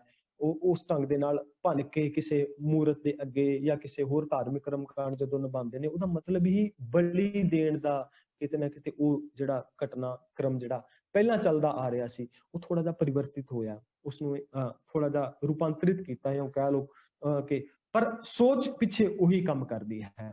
ਸੋ ਕਬੀਰ ਸਾਹਿਬ ਜੀ ਇਸ ਸਾਰੇ ਧਾਰਮਿਕ ਯਾਤਰਾਵਾਂ ਦੇ ਉੱਤੇ ਰੋਕ ਲਾਉਂਦੇ ਨੇ। ਉਹ ਕਹਿੰਦੇ ਨੇ ਵੀ ਧਾਰਮਿਕ ਯਾਤਰਾਵਾਂ ਕਰ ਸਕਦੇ ਹੋ ਆਪਣੀ ਜਾਣਕਾਰੀ ਲੈਣ ਵਾਸਤੇ, ਧਾਰਮਿਕ ਯਾਤਰਾਵਾਂ ਕੀਤੀਆਂ ਜਾ ਸਕਦੀਆਂ ਨੇ, ਆਪਣੇ ਧਾਰਮਿਕ ਸਥਾਨਾਂ ਦੇ ਦਰਸ਼ਨ ਦੀਦਾਰੇ ਅਸੀਂ ਅਰਦਾਸਾਂ ਵਿੱਚ ਵੀ ਮੰਗਦੇ ਹਾਂ ਨਾ, ਅਸੀਂ ਅਰਦਾਸ ਵਿੱਚ ਮੰਗਦੇ ਹਾਂ ਕਿ ਅੰਮ੍ਰਿਤਸਰ ਜੀ ਦੇ ਇਸ਼ਨਾਨ ਸਾਨੂੰ ਮਿਲਣ, ਉਹਨਾਂ ਦੇ ਦਰਸ਼ਨ ਹੋਣ ਸਾਨੂੰ, ਅਸੀਂ ਆਪਣੇ ਬੱਚਿਆਂ ਨੂੰ ਲੈ ਕੇ ਜਾਈਏ, ਚਮਕੌਰ ਸਾਹਿਬ ਲੈ ਕੇ ਜਾਈਏ, ਜਿੱਥੇ ਕਿ ਇਹ ਦੱਸਿਆ ਜਾਂਦਾ ਹੈ ਕਿ ਬਸ ਹਿੰਦ में एक ही तीर्थ है यात्रा के लिए, कटाए बाप ने बच्चे जहां खुदा के लिए। ਆਪਣੇ ਬੱਚਿਆਂ ਨੂੰ ਲੈ ਕੇ ਜਾਈਏ ਚਮਕੌਰ ਸਾਹਿਬ, ਕਿ ਇੱਕ ਤੀਰਥ ਹੈ ਜਿਹੜਾ ਬਸ ਹਿੰਦ में एक ही तीर्थ है यात्रा के लिए, भी कोई एक तीर्थ है कि जिथे एक बच्चे ने अपने ਇੱਕ ਪਿਓ ਨੇ ਆਪਣੇ ਬੱਚਿਆਂ ਨੂੰ ਆਪਣੀ ਅੱਖਾਂ ਦੇ ਸਾਹਮਣੇ ਕਟਵਾ ਦਿੱਤਾ, ਕਾਦੇ ਵਾਸਤੇ? ਨਾ ਜਰ ਵਾਸਤੇ, ਨਾ ਜੋਰੂ ਵਾਸਤੇ, ਨਾ ਜ਼ਮੀਨ ਵਾਸਤੇ। ਉਹ ਥਾਂ ਦਿਖਾਣੀਆਂ ਚਾਹੀਦੀਆਂ ਨੇ ਤਾਂ ਕਿ ਸਾਨੂੰ ਉਹ ਚੀਜ਼ਾਂ ਯਾਦ ਰਹਿਣ। ਪਰ ਕਿਤੇ ਵੀ ਇਹ ਨਹੀਂ ਲਿਖਿਆ ਕਿ ਉਹਨਾਂ ਥਾਵਾਂ ਤੇ ਜਾ ਕੇ ਤੁਹਾਨੂੰ ਰੱਬ ਮਿਲ ਪਵੇਗਾ, ਨਹੀਂ। ਇਹ ਤੇ ਗੁਰਦੁਆਰਾ ਸਾਹਿਬ ਵੀ ਦਾ ਸ਼ਬਦ ਹੀ ਇਹ ਹੈ। ਅਸੀਂ ਆਮ ਤੌਰ ਤੇ ਅੱਜ ਕੱਲ ਨਾ ਗੁਰੂ ਘਰ ਸ਼ਬਦ ਵਰਤਣ ਲੱਗ ਗਿਆ, ਥੋੜਾ ਜਿਹਾ ਸ਼ਬਦ ਦੇ ਅੰਦਰ ਥੋੜੀ ਜੀ ਇਹ ਕਹਿ ਲਓ ਗਲਤ ਬਿਆਨੀ ਹੈ। ਗੁਰੂ ਦੁਆਰਾ, ਗੁਰੂ ਦਾ ਦੁਆਰਾ, ਕਿ ਜਿੱਥੇ ਜਾ ਕੇ ਅਸੀਂ ਗੁਰੂ ਦੇ ਦੁਆਰੇ ਵਿੱਚ ਪ੍ਰਵੇਸ਼ ਹੋਣਾ ਹੈ। ਗੁਰੂ ਦਾ ਘਰ ਬਹੁਤ ਦੂਰ ਹੈ, ਹਲੇ ਤੇ ਗੁਰੂ ਦੇ ਦੁਆਰੇ ਤੇ ਅਸੀਂ ਗਏ ਹਾਂ। ਗੁਰੂ ਦੇ ਦੁਆਰੇ ਤੇ ਜਾ ਕੇ ਮਾਨਸਿਕ ਤੌਰ ਦੇ ਉੱਤੇ, ਜਦੋਂ ਮੈਂਟੈਲਿਟੀ ਦੇ ਤੌਰ ਦੇ ਉੱਤੇ ਅਸੀਂ ਅੱਗੇ ਸ਼ਬਦ ਦੇ ਅੰਦਰ ਅਸੀਂ ਅੱਗੇ ਅਗਰਸਰ ਹੋਵਾਂਗੇ, ਤਾਂ ਜਾ ਕੇ ਅਸੀਂ ਗੁਰੂ ਦੇ ਉਸ ਦਰ ਤੇ ਪਹੁੰਚ ਸਕਦੇ ਹਾਂ। ਇਹ ਦਾਵਾ ਨਹੀਂ ਕਰ ਸਕਦੇ ਅਸੀਂ ਗੁਰੂ ਤੱਕ ਪਹੁੰਚ ਹੋ ਗਈ ਹੈ ਸਾਡੀ। ਤੇ ਜਿਸ ਦਿਨ ਗੁਰੂ ਤੱਕ ਪਹੁੰਚ ਹੋ ਗਈ, ਉਹ ਦਿਨ ਗੁਰਗਮ ਹਰਦਮ ਗੁਰਗਮ ਨਿਹਜਮ, ਫਿਰ ਤੇ ਨਿਹਜਮ ਹੋ ਜਾਵੇਗਾ ਨਾ। ਫਿਰ ਤੇ ਵਿਕਾਰ ਸਾਨੂੰ ਪਰੇਸ਼ਾਨ ਕਰ ਹੀ ਨਹੀਂ ਸਕਦੇ ਜੇ ਗੁਰੂ ਤੱਕ ਪਹੁੰਚ ਹੋ ਗਈ ਸਾਡੀ, ਜਿਸ ਦਿਨ ਵੀ ਹੋ ਗਈ। ਫਿਰ ਜਿਵੇਂ ਭਗਤ ਜੀ ਕਹਿੰਦੇ ਨੇ ਵੀ ਆਜ ਮਿਲਾਵਾਂ ਸ਼ੇਖ ਫਰੀ ਟਾਕਿਮ ਕੁੰਜੜੀਆਂ ਮਨੋਂ ਵਿਚਿੰਦੜੀਆਂ। ਜਿਸ ਦਿਨ ਮਿਲ ਪਏ ਉਹ ਦਿਨ ਮਨ ਦੀਆਂ ਵਾਸ਼ਨਾਵਾਂ ਖਤਮ ਹੋ ਜਾਣਗੀਆਂ, ਮੁੱਕ ਜਾਣਗੀਆਂ। ਸੋ ਰੱਬ ਨੂੰ ਮਿਲਣਾ ਹੈ ਘਰ ਬਹਿ ਕੇ, ਨਾਨਕ ਘਰ ਹੀ ਬੈਠਿਆ ਸ਼ੈ ਮਿਲੇ। ਜੇ ਨੀਅਤ ਰਾਸ ਕਰੇ ਤੇ ਉਸ ਰੱਬ ਜੀ ਦੇ ਨਾਲ ਅਸੀਂ ਮਿਲਾਪ ਕਰ ਸਕਦੇ ਹਾਂ। ਕਬੀਰ ਸਾਹਿਬ ਜੀ ਕਹਿੰਦੇ ਨੇ, ਕਬੀਰ ਹਜ ਕਾਬੈ ਹੋਏ ਗਿਆ ਕੀਤੀ ਬਾਰ। ਕਬੀਰ ਸਾਈਂ ਮੁਝ ਮੈਂ ਕਿਆ ਖਤਾ ਮੁਖੋਂ ਨਾ ਬੋਲੇ ਪੀਰ। ਕਹਿੰਦੇ ਨੇ ਮੈਂ ਇੱਕ ਵਾਰ ਨਹੀਂ ਸੈਂਕੜੇ ਵਾਰੀ ਹਜ ਗਿਆ, ਮੈਂ ਕਈ ਵਾਰੀ ਹੈ ਸਾਈਂ ਤੇਰੇ ਘਰ ਗਿਆ, ਕਾਬੇ ਦਾ ਦੀਦਾਰ ਕਰਨ ਲਈ ਗਿਆ, ਪਰ ਹੇ ਖੁਦਾ ਤੂੰ ਮੇਰੇ ਨਾਲ ਗੱਲ ਹੀ ਨਹੀਂ ਕਰਦਾ। ਮੇਰੇ ਵਿੱਚ ਤੂੰ ਕੀ ਕੀ ਖਤਾ ਵੇਖ ਰਿਹਾ ਹੈ ਜੋ ਹਜ ਤੇ ਕੁਰਬਾਨੀ ਨਾਲ ਵੀ ਬਖਸ਼ੇ ਨਹੀਂ ਗਏ। ਵੀ ਮੇਰੇ ਅੰਦਰ ਭਾਵ ਹਜ ਤੇ ਕੁਰਬਾਨੀ ਨਾਲ ਖੁਦਾ ਖੁਸ਼ ਨਹੀਂ ਹੁੰਦਾ। ਇਹਦਾ ਮਤਲਬ ਇਹ ਹੈ, ਭਾਵ ਅਰਥ ਇਹ ਹੈ ਕਿ ਮੈਂ ਇਹ ਸਾਰਾ ਕੁਝ ਰਿਚੁਅਲਸ ਨਿਭਾ ਲਏ, ਮੈਂ ਬਾਹਰੀ ਤੌਰ ਤੇ ਸਾਰੇ ਕਰਮਕਾਂਡ ਤੇ ਕਰ ਲਏ, ਪਰ ਮੈਂ ਆਪਣੇ ਮਨ ਨੂੰ ਸਾਫ਼ ਨਹੀਂ ਕੀਤਾ। ਗਹਿਰੇ ਤਲ ਤੇ ਜਿਹੜੇ ਪਿਛਲੇ ਸ਼ਲੋਕਾਂ ਦੀ ਵਿਚਾਰ ਅਸੀਂ ਰਿਲੇਟ ਕਰਕੇ ਦੇਖਾਂਗੇ ਤੇ ਸਾਨੂੰ ਪਤਾ ਲੱਗੇਗਾ। ਕਬੀਰ ਸਾਹਿਬ ਕਹਿੰਦੇ ਨੇ ਸਾਰੇ ਧਾਰਮਿਕ ਕਰਮਕਾਂਡ ਨੇ ਬਾਹਰੀ ਤੌਰ ਤੇ, ਪਰ ਜਦੋਂ ਤੱਕ ਮਨ ਚੰਗਾ ਨਹੀਂ ਹੁੰਦਾ ਉਦੋਂ ਤੱਕ ਜਿੰਨੇ ਮਰਜ਼ੀ ਰਿਚੁਅਲਸ ਨਿਭਾ ਲਈਏ ਧਾਰਮਿਕ ਤੌਰ ਦੇ ਉੱਤੇ, ਅਸੀਂ ਆਪਣੀ ਲਾਈਫ ਦੇ ਵਿੱਚ ਚੇਂਜ ਨਹੀਂ ਲਿਆ ਸਕਦੇ। ਇਸ ਤੋਂ ਅਗਲੇਰੇ ਸ਼ਲੋਕ ਦੇ ਵਿੱਚ ਕਬੀਰ ਸਾਹਿਬ ਜੀ ਬਚਨ ਕਰਦੇ ਨੇ, ਕਬੀਰ ਜੀ ਜੋ ਮਾਰੇ ਜੋਰ ਕਰ ਕਹਤੇ ਹੈ ਜੋ ਹਲਾਲ, ਦਫਤਰ ਦੇ ਜਬ ਕਾਰ ਹੈ ਹੋਏਗਾ ਕੌਣ ਹਵਾਲ। ਕਹਿੰਦੇ ਨੇ ਕਿ ਜੋ ਲੋਕ ਧੱਕਾ ਕਰਕੇ ਗਾਂ ਆਦਿਕ ਜੀਵਾਂ ਨੂੰ ਮਾਰਦੇ ਹਨ, ਪਰ ਆਖਦੇ ਹਨ ਕਿ ਉਹ ਇਹ ਜ਼ਬਾ ਕੀਤਾ ਹੋਇਆ ਮਾਸ ਖੁਦਾ ਦੇ ਨਾਮ ਤੇ ਕੁਰਬਾਨੀ ਦੇ ਲਾਇਕ ਹੋ ਗਿਆ ਹੈ। ਜਦੋਂ ਸਭ ਜੀਵਾਂ ਨਾਲ ਪਿਆਰ ਕਰਨ ਵਾਲਾ ਖੁਦਾ ਇਹਨਾਂ ਲੋਕਾਂ ਪਾਸੋਂ ਅਮਲਾ ਲੇਖਾ ਜੋਖਾ ਮੰਗੇਗਾ ਤਾਂ ਇਹਨਾਂ ਦਾ ਕੀ ਹਾਲ ਹੋਵੇਗਾ। ਭਾਵ ਕੁਰਬਾਨੀ ਦਿੱਤੀਆਂ ਗੁਨਾਹ ਬਖਸ਼ੇ ਨਹੀਂ ਜਾਂਦੇ। ਕਈ ਵਾਰੀ ਇੱਕ ਸੋਚ ਸੀਗੀ ਕਿ ਬੰਦਾ ਗਲਤ ਕੰਮ ਆਪ ਕਰਦਾ ਹੈ, ਭੈੜੇ ਕੰਮ ਆਪ ਕਰਦਾ ਹੈ, ਕੁਰਬਾਨੀ ਦੇ ਦਿੰਦਾ ਹੈ ਪਸ਼ੂਆਂ ਦੀ, ਔਰ ਕੁਰਬਾਨੀ ਦੇ ਕੇ ਸੋਚਦਾ ਹੈ ਕਿ ਮੇਰੇ ਜਿੰਨੇ ਕੀਤੇ ਹੋਏ ਪਾਪ ਨੇ ਉਹ ਸਾਰੇ ਖਤਮ ਹੋ ਜਾਣਗੇ, ਜਿੰਨੇ ਮੇਰੇ ਕੀਤੇ ਹੋਏ ਪਾਪ ਕਰਮ ਨੇ, ਉਸ ਅਪਰਾਧ ਨੇ, ਉਹ ਸਾਰੇ ਇਸ ਕੁਰਬਾਨੀ ਦੇ ਦੁਆਰਾ ਧੋ ਦਿੱਤੇ ਜਾਣਗੇ। ਪਰ ਕਬੀਰ ਸਾਹਿਬ ਕਹਿੰਦੇ ਨਹੀਂ, ਐਸਾ ਨਹੀਂ ਹੈ। ਐਸੇ ਕੁਰਬਾਨੀ ਦੇਣ ਦੇ ਨਾਲ ਰੱਬ ਖੁਸ਼ ਨਹੀਂ ਹੁੰਦਾ, ਸਗੋਂ ਤੇਰੇ ਕੋਲੋਂ ਨਾ ਉਹ ਜਵਾਬ ਮੰਗੇਗਾ ਕਿ ਜੋ ਤੂੰ ਕੰਮ ਕੀਤੇ ਨੇ ਉਹ ਕੰਮ, ਉਹ ਭੈੜੇ ਕੰਮਾਂ ਦਾ ਲੇਖਾ ਜੋਖਾ ਤੇਰੇ ਨਾਲ ਖੁਦਾ ਆਪ ਕਰੇਗਾ। कबीर जोर किया सो जुल्म है ले जवाब खुदाए दफ्तर लेखा निकसै मार मुहे मुंह पाए। ਕਹਿੰਦੇ ਨੇ ਕਿ ਉਹ ਇੱਥੇ ਕਬੀਰ ਸਾਹਿਬ ਜੀ ਕਹਿੰਦੇ ਨੇ ਕਿ ਜੋ ਵੀ ਮਨੁੱਖ ਇਸ ਕਿਸੇ ਉੱਤੇ ਧੱਕਾ ਕਰਦਾ ਹੈ ਉਹ ਜ਼ੁਲਮ ਕਰਦਾ ਹੈ ਅਤੇ ਜ਼ੁਲਮ ਦਾ ਲੇਖਾ ਖੁਦਾ ਮੰਗਦਾ ਹੈ। ਜਿਸ ਕਿਸੇ ਦੀ ਵੀ ਲੇਖੇ ਦੀ ਬਾਕੀ ਨਿਕਲਦੀ ਹੈ ਉਹ ਬੜੀ ਸਜ਼ਾ ਭੁਗਤਦਾ ਹੈ। ਭਾਵ ਕਿ ਇਹ ਉਹੀ ਪ੍ਰਕਰਨ ਦੇ ਵਿੱਚ ਕਬੀਰ ਸਾਹਿਬ ਜੀ ਸਮਝਾਣਾ ਕਰ ਰਹੇ ਨੇ ਕਿ ਜੋ ਤੂੰ ਗੁਨਾਹ ਕੀਤੇ ਨੇ ਕੁਰਬਾਨੀਆਂ ਦੇ ਨਾਲ ਉਸ ਨੂੰ ਤੂੰ ਧੋ ਨਹੀਂ ਸਕਦਾ। ਔਰ ਅੰਤਲੇ ਸ਼ਲੋਕ ਦੇ ਅੰਦਰ ਇਸ ਪ੍ਰਕਰਨ ਦੇ ਵਿੱਚ ਕਹਿੰਦੇ ਨੇ ਕਬੀਰ ਲੇਖਾ ਦੇਣਾ ਸੁਹੇਲਾ ਜੋ ਦਿਲ ਸੂਚੀ ਹੋਏ ਉਸ ਸਾਚੇ ਦੀ ਬਾਨ ਮਹਿ ਪੱਲਾ ਨਾ ਪਕੜੈ ਕੋਏ। ਕਹਿੰਦੇ ਨੇ ਕਿ ਹੇ ਕਬੀਰ ਉਹ ਰੱਬ ਮਨੁੱਖ ਪਾਸੋਂ ਸਿਰਫ ਦਿਲ ਦੀ ਪਾਕੀਜ਼ਗੀ ਦੀ ਕੁਰਬਾਨੀ ਮੰਗਦਾ ਹੈ। ਵੇਖੋ ਇੱਥੇ ਕੁਰਬਾਨੀ ਵੀ ਦੱਸ ਦਿੱਤੀ, ਕੁਰਬਾਨੀ ਕਿਹੜੀ ਦੇਣੀ ਹੈ, ਦਿਲ ਦੀ ਪਾਕੀਜ਼ਗੀ ਦੀ ਕੁਰਬਾਨੀ। ਸਾਡੀ ਜਿਹੜੀਆਂ ਡੀਡਸ ਨੇ, ਸਾਡੀਆਂ ਜਿਹੜੀਆਂ ਮਨ ਦੇ ਫੁਰਨੇ ਨੇ, ਸਾਡੀਆਂ ਜਿਹੜੀਆਂ ਭੈੜੀਆਂ ਮੰਗਾਂ ਨੇ, ਉਹਨਾਂ ਦੀ ਕੁਰਬਾਨੀ ਮੰਗਦਾ ਹੈ ਰੱਬ ਜੀ। ਉਹ ਅਕਾਲ ਪੁਰਖ ਵਾਹਿਗੁਰੂ ਗੁਰੂ ਪਾਤਸ਼ਾਹ ਜੀ ਕਹਿੰਦੇ ਨੇ ਉਹਨਾਂ ਦੀ ਕੁਰਬਾਨੀ ਦੇ। ਜੇ ਕੁਰਬਾਨੀ ਦੇਣੀ ਹੈ ਤੇ ਆਪਣੀ ਭੈੜੀ ਵਿਕਾਰਾਂ ਦੀ ਕੁਰਬਾਨੀ ਦੇ, ਆਪਣੀ ਭੈੜੀ ਮਨਸ਼ਾਵਾਂ ਦੀ ਕੁਰਬਾਨੀ ਦੇ, ਆਪਣੀ ਭੈੜੀ ਸੋਚ ਦੀ ਕੁਰਬਾਨੀ ਦੇ, ਆਪਣੇ ਵਿਕਾਰਾਂ ਦੀ ਕੁਰਬਾਨੀ ਦੇ। ਇਹ ਕੁਰਬਾਨੀ ਆਪ ਅਸੀਂ ਦੇ ਸਕਦੇ ਹਾਂ, ਹਰ ਇੱਕ ਮਨੁੱਖ ਮਾਤਰ ਦੇ ਸਕਦਾ ਹੈ। ਔਰ ਇਸ ਕੁਰਬਾਨੀ ਦੀ ਮੰਗ ਗੁਰਬਾਣੀ ਕਰਦੀ ਹੈ ਕਿ ਅਸੀਂ ਆਪਣੇ ਆਪੇ ਨੂੰ ਆਪ ਕੁਰਬਾਨ ਕਰੀਏ, ਆਪਣਾ ਆਪਾ ਵਾਰੀਏ, ਆਪਣਾ ਆਪਾ ਕੁਰਬਾਨ ਕਰੀਏ, ਆਪਣੀ ਹੋਂਦ ਨੂੰ ਮਾਰੀਏ, ਆਪਣੀ ਈਗੋ ਨੂੰ ਕੁਰਬਾਨ ਕਰੀਏ। ਆ ਜਿਹੜੀ ਈਗੋ ਸਾਨੂੰ ਪਲ ਪਲ ਪਰੇਸ਼ਾਨ ਕਰਦੀ ਹੈ, ਇਹਦੀ ਕੁਰਬਾਨੀ ਕਬੀਰ ਸਾਹਿਬ ਜੀ ਕਹਿੰਦੇ ਤੂੰ ਕਰ। ਕਹਿੰਦੇ ਨੇ ਕਿ ਉਹ ਦਿਲ ਦੀ ਪਾਕੀਜ਼ਗੀ ਦੀ ਕੁਰਬਾਨੀ ਮੰਗਦਾ ਹੈ। ਜੇ ਮਨੁੱਖ ਦੇ ਦਿਲ ਦੀ ਪਵਿੱਤਰਤਾ ਕਾਇਮ ਹੋਵੇ ਤਾਂ ਆਪਣੇ ਕੀਤੇ ਅਮਲਾਂ ਦਾ ਲੇਖਾ ਦੇਣਾ ਸੌਖਾ ਹੋ ਜਾਂਦਾ ਹੈ। ਇਸ ਪਵਿੱਤਰਤਾ ਦੀ ਬਰਕਤ ਨਾਲ ਉਸ ਸੱਚੀ ਕਚਹਿਰੀ ਵਿੱਚ ਕੋਈ ਰੋਕ ਟੋਕ ਨਹੀਂ ਕਰਦਾ। ਸਾਡੀ ਕੌਨਸ਼ੀਅਸ ਹਰ ਪਲ ਸਾਡੇ ਤੋਂ ਜਵਾਬ ਮੰਗਦੀ ਹੈ। ਕਚਹਿਰੀ ਕਿਹੜੀ ਹੈ? ਸਾਡੀ ਕੌਨਸ਼ੀਅਸ ਹੈ। ਅਸੀਂ ਜਵਾਬ ਦੇ ਕਿਸ ਨੂੰ ਆ? ਬੱਚਿਆਂ ਨੂੰ ਡਾਂਟ ਕੇ ਬੰਦ ਕੀਤਾ ਜਾ ਸਕਦਾ ਹੈ। ਸਮਾਜ ਦਾ ਬਗਾਵਤ ਕੀਤੀ ਜਾ ਸਕਦੀ ਹੈ, ਬੱਚਿਆਂ ਤੋਂ ਬਗਾਵਤ ਕੀਤੀ ਜਾ ਸਕਦੀ ਹੈ। ਪਰ ਉਹ ਕਚਹਿਰੀ, ਉਹ ਦੀਵਾਨ ਸਾਡੇ ਅੰਦਰ ਲੱਗਾ ਹੈ, ਉਹ ਸਾਡੇ ਅੰਦਰ ਹੈ ਉਹ ਦੀਵਾਨ, ਉਹ ਕਚਹਿਰੀ। ਔਰ ਉਹ ਕਚਹਿਰੀ, ਉਹ ਸਾਡੀ ਕੌਨਸ਼ੀਅਸ ਜਦੋਂ ਇਹ ਸਵਾਲ ਕਰਦੀ ਹੈ, ਫਿਰ ਇਹਦਾ ਜਵਾਬ ਦੇਣਾ ਔਖਾ ਹੋ ਜਾਂਦਾ ਹੈ।